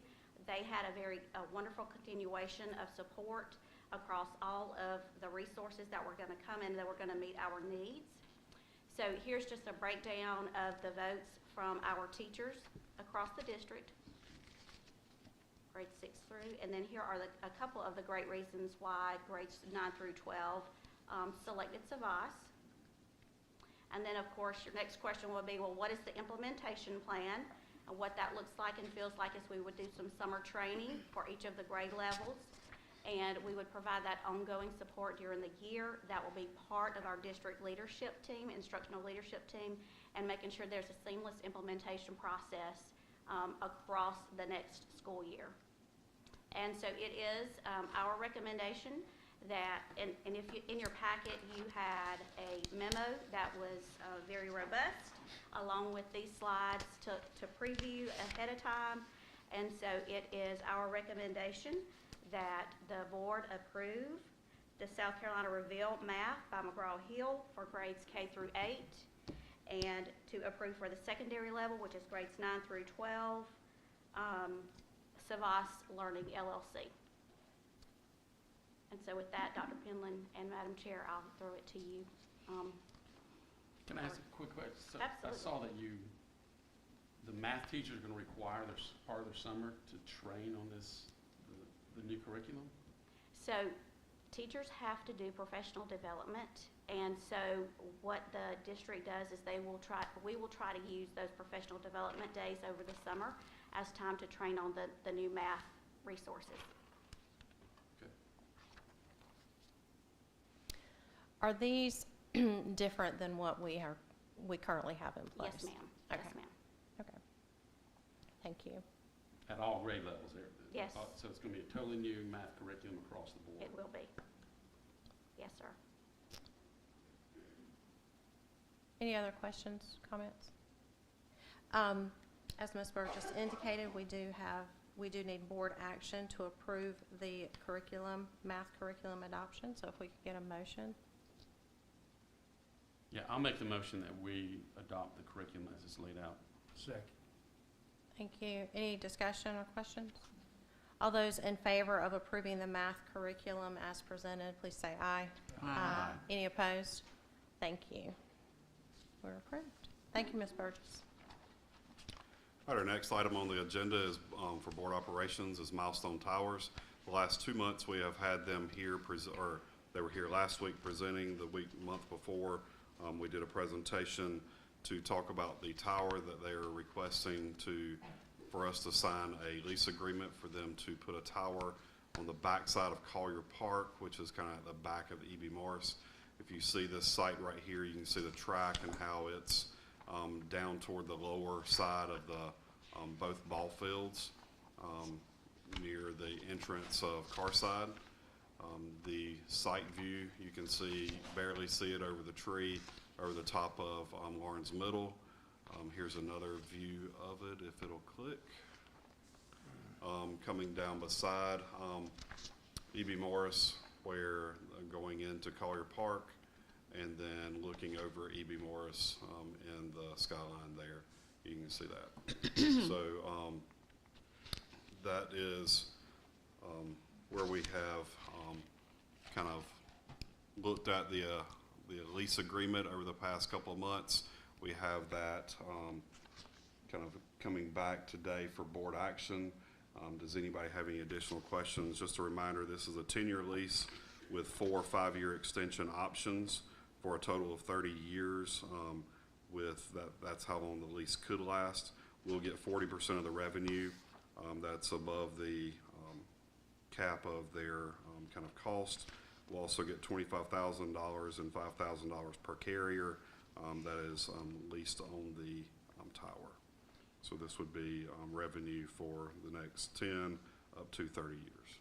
And correct me if I'm wrong, Dr. Penland, one of the reasons for the need of this tower is that the water company is decommissioning the water tower, their water tower, which has cellular radios on top of it. So which is right across the road from Lawrence. So I mean, this it's is a community need that they're looking for a way to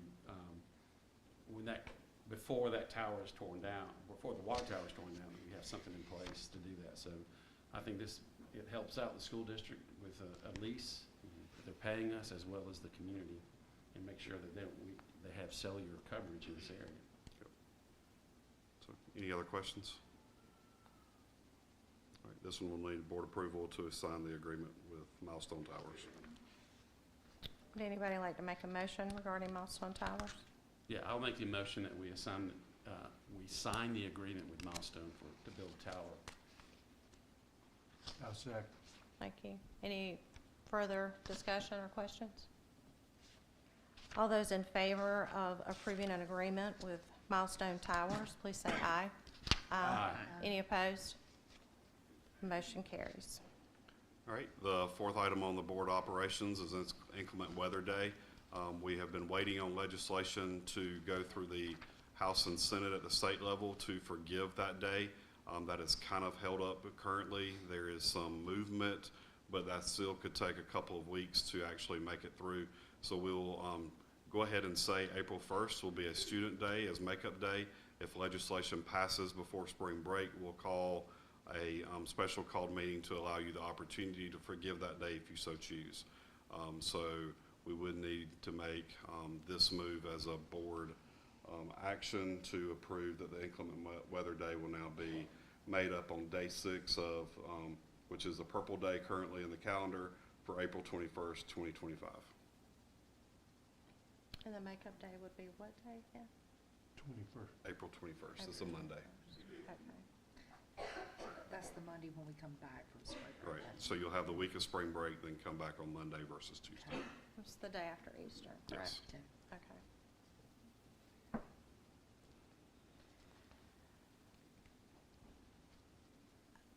So we will need a motion to approve that the makeup day will be April 21st. I'll make a motion to approve the makeup day April 21st. I'll second. Thank you. Any further discussion? All those in favor of approving the makeup day as April 21st, please say aye. Aye. Any opposed? Thank you. The motion carries. Our next item on the agenda is naming of athletic training room per policy FF.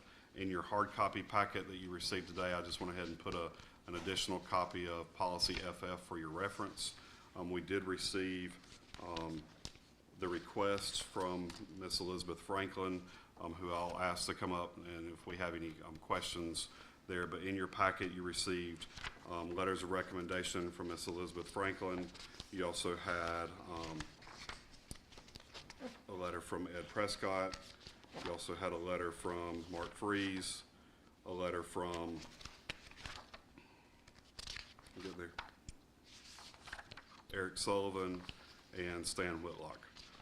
So these letters are in there for your consideration, and also Stacy Evans, who are all requesting that the board consider the naming of the athletic training room in honor of Barry Atkinson. So anything you would like to share, or if does anybody have any questions for Ms. Franklin? Go ahead. Okay. Before I begin on this, I would like to just piggyback real quick on your kind remarks to Lewis Compton.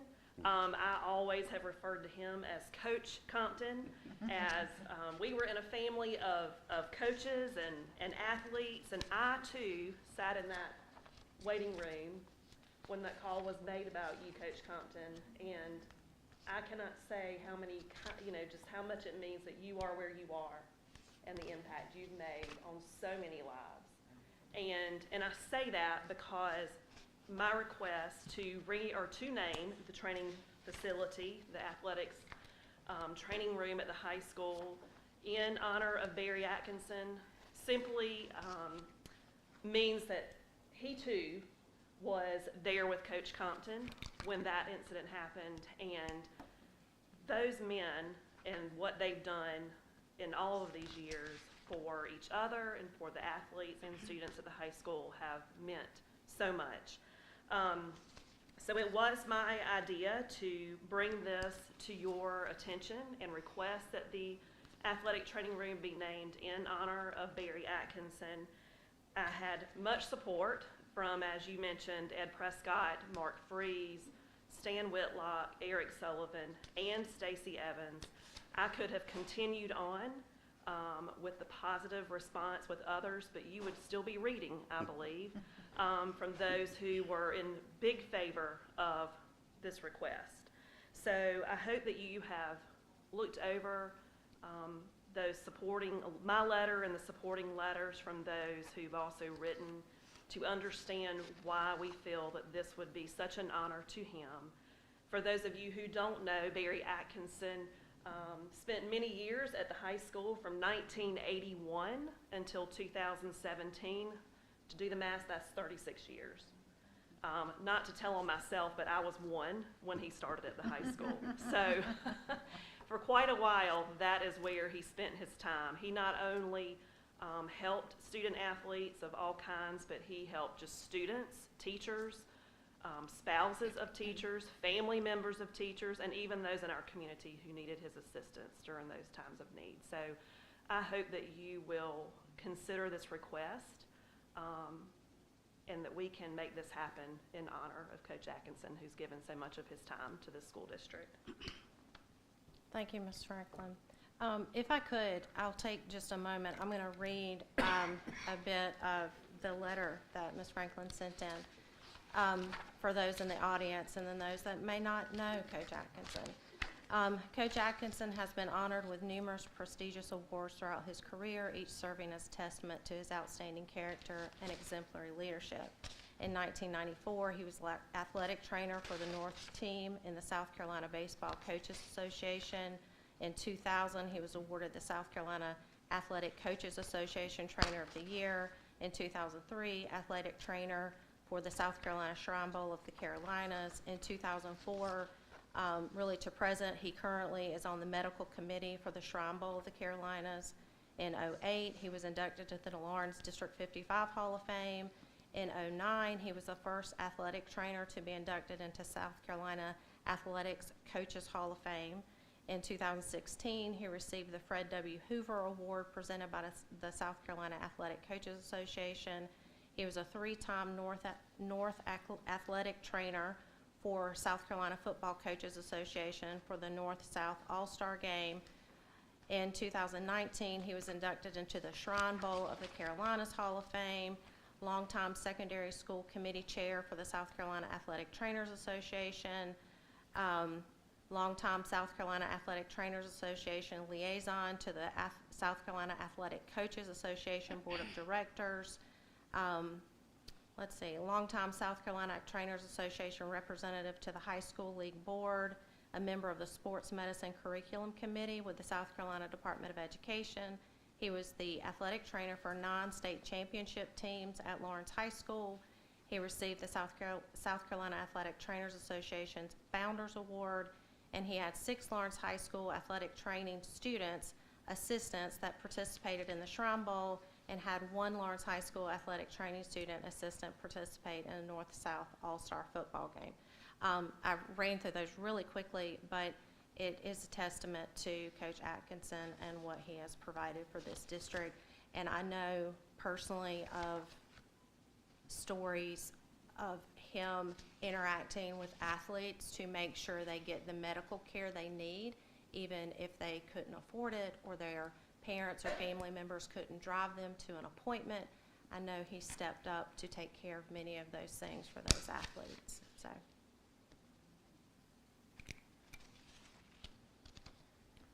I just want to comment how much I appreciate your effort in this day and time where we live in such a negative culture, and people seem to find a purpose in tearing people down. That having this is just a breath of fresh air to see that we have people in our community that are worthy and need to be recognized. And so, thank you for your time to put all that together. And I did not know, I don't know Coach Atkinson, so I can't testify to that. I married a Lawrence gal, and so I've made this my home, but I certainly trust your judgment and the judgment of those that wrote the letter, and I appreciate you taking the time to do that. Thank you. I do know Doc. I got hit by a car as a junior and never missed a football game as a senior. Doc done a pretty good job on his right knee, so I'm in.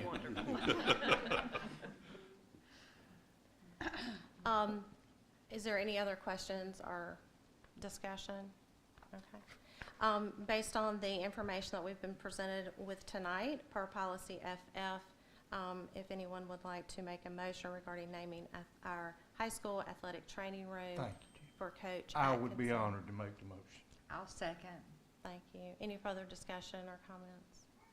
All those in favor of naming our high school athletic training room after Coach Barry Atkinson, please say aye. Aye.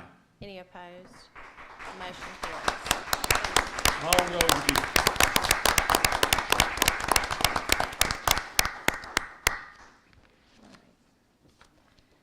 All right, and now we have had an extensive amount of board action tonight. Mr. Lawless, it's your turn.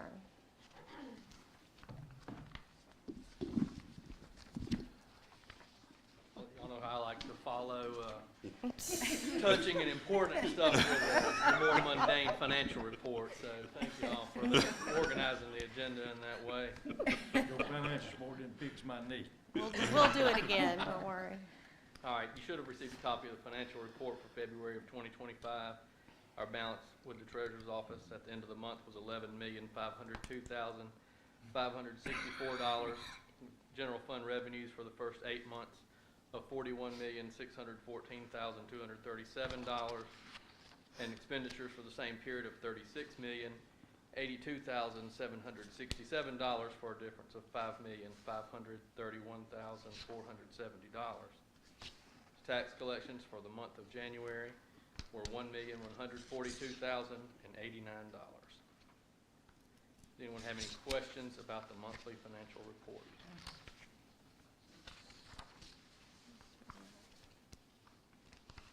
Thank you. Mr. Lawless, are you going to speak on the page 40 for the general fund? I can. Is there a particular Yeah, question? or so just I did general? share the question you had with him, so he is Oops. prepared to, address, Yeah, I wanted to a give you follow-up question from from last month's from meeting. last month's. Yeah, from audit. the auditor's report on page 40, could you just explain that last column? So on page 40, it talks about budgeted amounts, original, final, and then it talks about actual amounts, budgetary basis, and then a variance from the budget, and it shows the general fund at a negative 2.7. Can you just tie that back into everything else that we've talked about? Sure. Okay, so the budget, the final budget is what was approved by this board, okay? This schedule is presented in a different basis than than the document that I prepare and the document that you approve, okay? Our expenditures, for instance, are, not to get into too much of the nitty-gritty of it, but an account number is broken down into fund, function, object, modifier, and location. That's how we observe and measure our expenditures.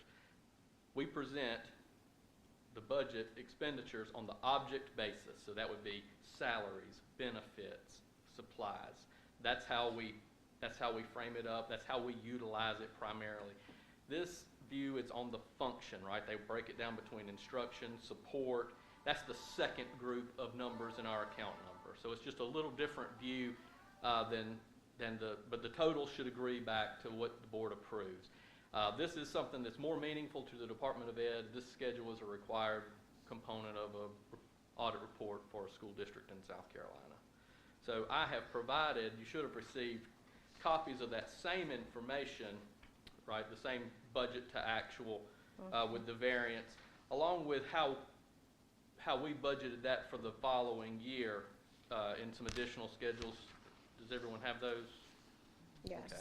So you can see on the revenue schedule, you know, we try to be very conservative, right? So on local revenues, we collected more than we budgeted. So that was a favorable thing, which was a good thing because the new funding model is extremely volatile, and you can see it kicked us in the teeth to the tune of about $700,000. And our estimate was based on the lowest projection provided to us by the state during the budget season last year. And we rounded down from the lowest projection to get to where we were, and it was still a $700,000 miss. So overall, we were above budget on revenues by about $1.1 million. On the schedule, page 40, that's a combination of the variance for revenues and the variance for other financing sources and uses. Okay, that's those are all revenues. And then on the expenditure side, you can see we really kind of took it on the chin last year. It was $3.8 million over. Primarily, if you look at the schedule that I provided, that hit in salaries and benefits. Some of that is just positions that had to be funded based on enrollment. Some of it is, a lot of it was in transportation salaries and benefits where we have kind of a driver shortage.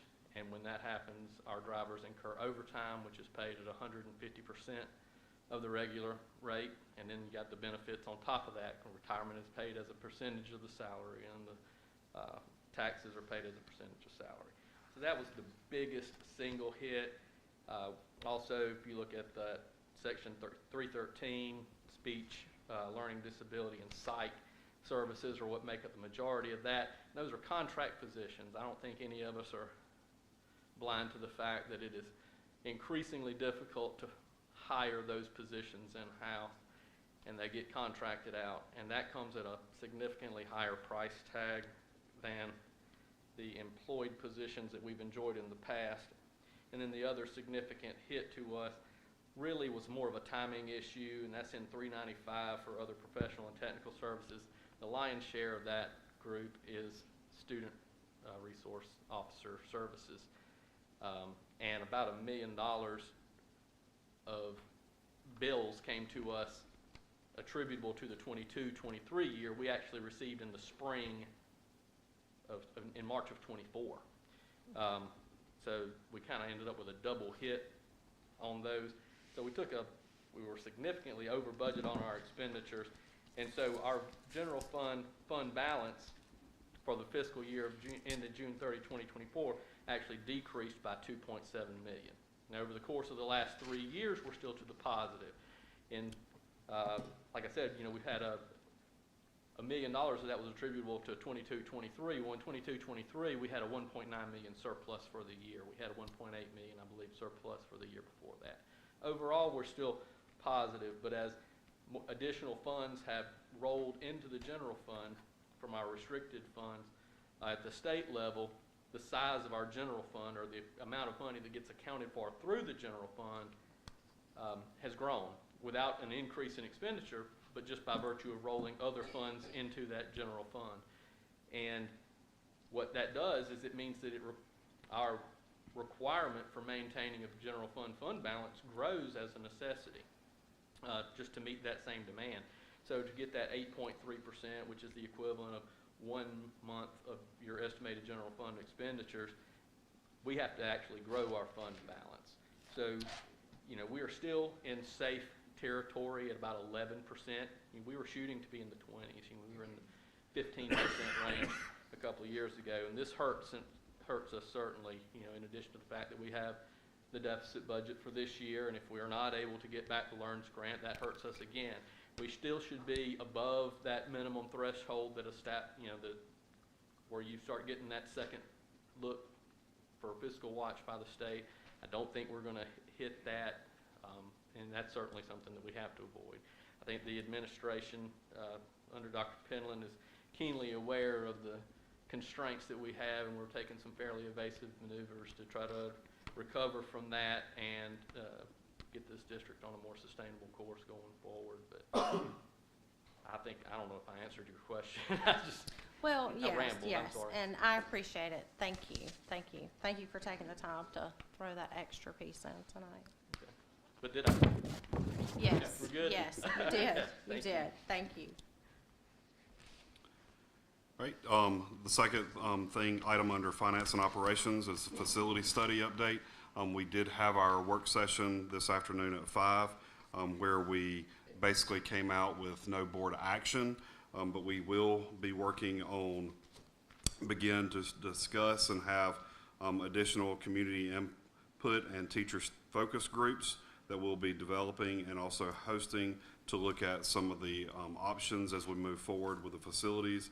And we'll begin discussing with the high school master plan if we were to kind of move forward toward a kind of a rebuild, replace on-site campuses and the options there. So there's not really any type of board action other than that we will begin those processes in the near future. All right, thank you. It's still All right. you. So let me see if I can get there. Yep. All right. So under the finance and operations, we're requesting for authority to be given to the superintendent administration to begin the negotiations to purchase a piece of property for a bus lot.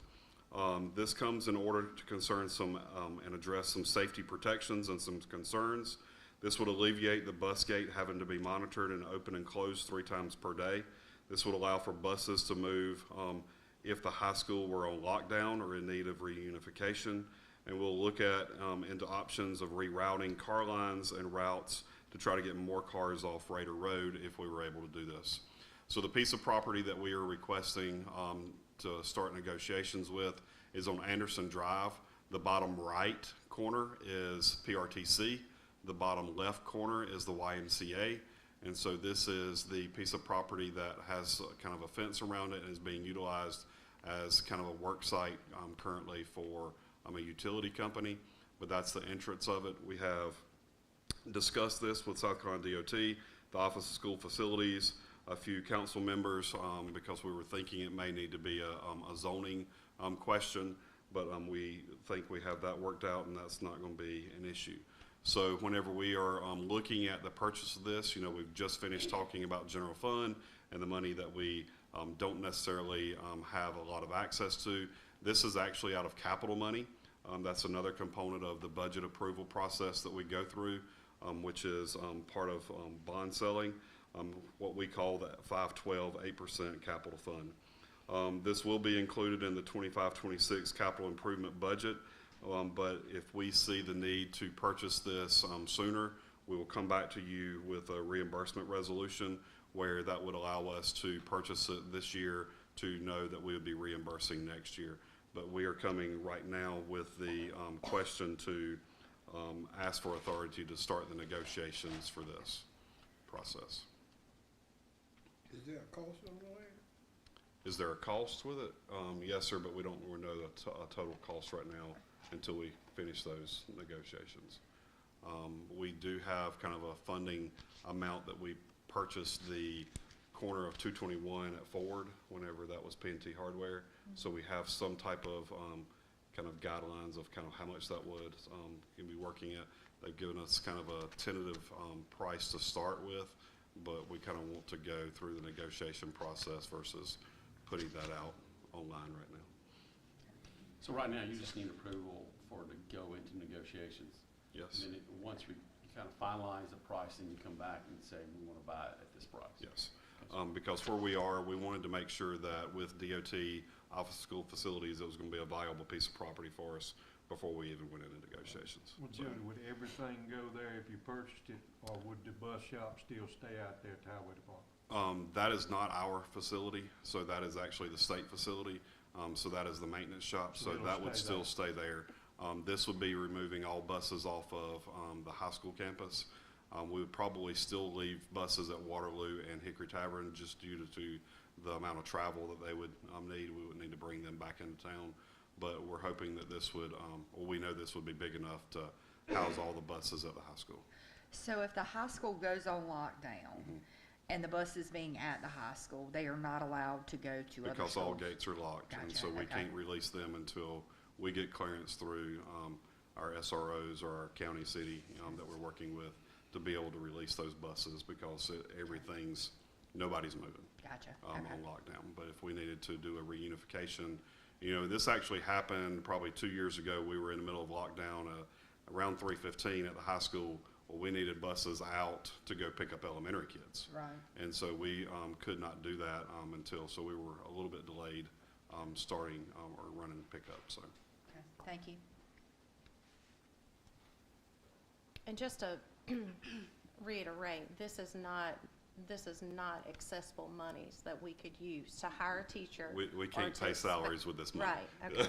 Just making sure Yes. that Thank you for everyone's on the clarifying same that. page with that. That's correct. Okay. Any additional discussion? All right. So we would need board action for this, so we would need a motion to grant authorization for the superintendent or his designee to negotiate a contract, and then they would bring that back to the I'll board. make a motion to negotiate a contract. I'll second. Questions, comments? All those in favor of granting authorization to the superintendent to negotiate a contract regarding this property for the bus lab, please say aye. Aye. Any opposed? Thank you. The motion carries. Ms. Branham, do we have any public participation? We did not. Thank you. And at this time, we do have an executive session on the agenda, so we will need a motion to move into that. I'll make a motion to go into executive session. I'll second. I'd All like to those in invite favor? Ms. Renee Madden. Okay.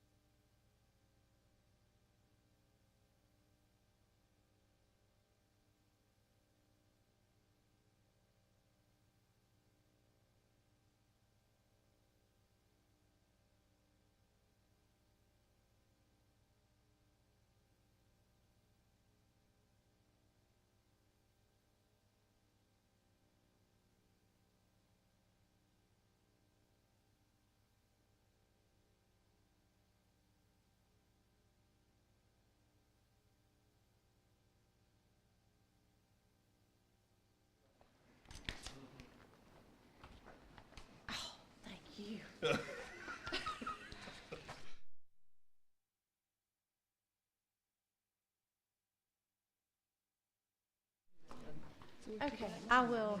we're ready? Yes, ma'am. Okay, it's 8:22. I'll call us back into order.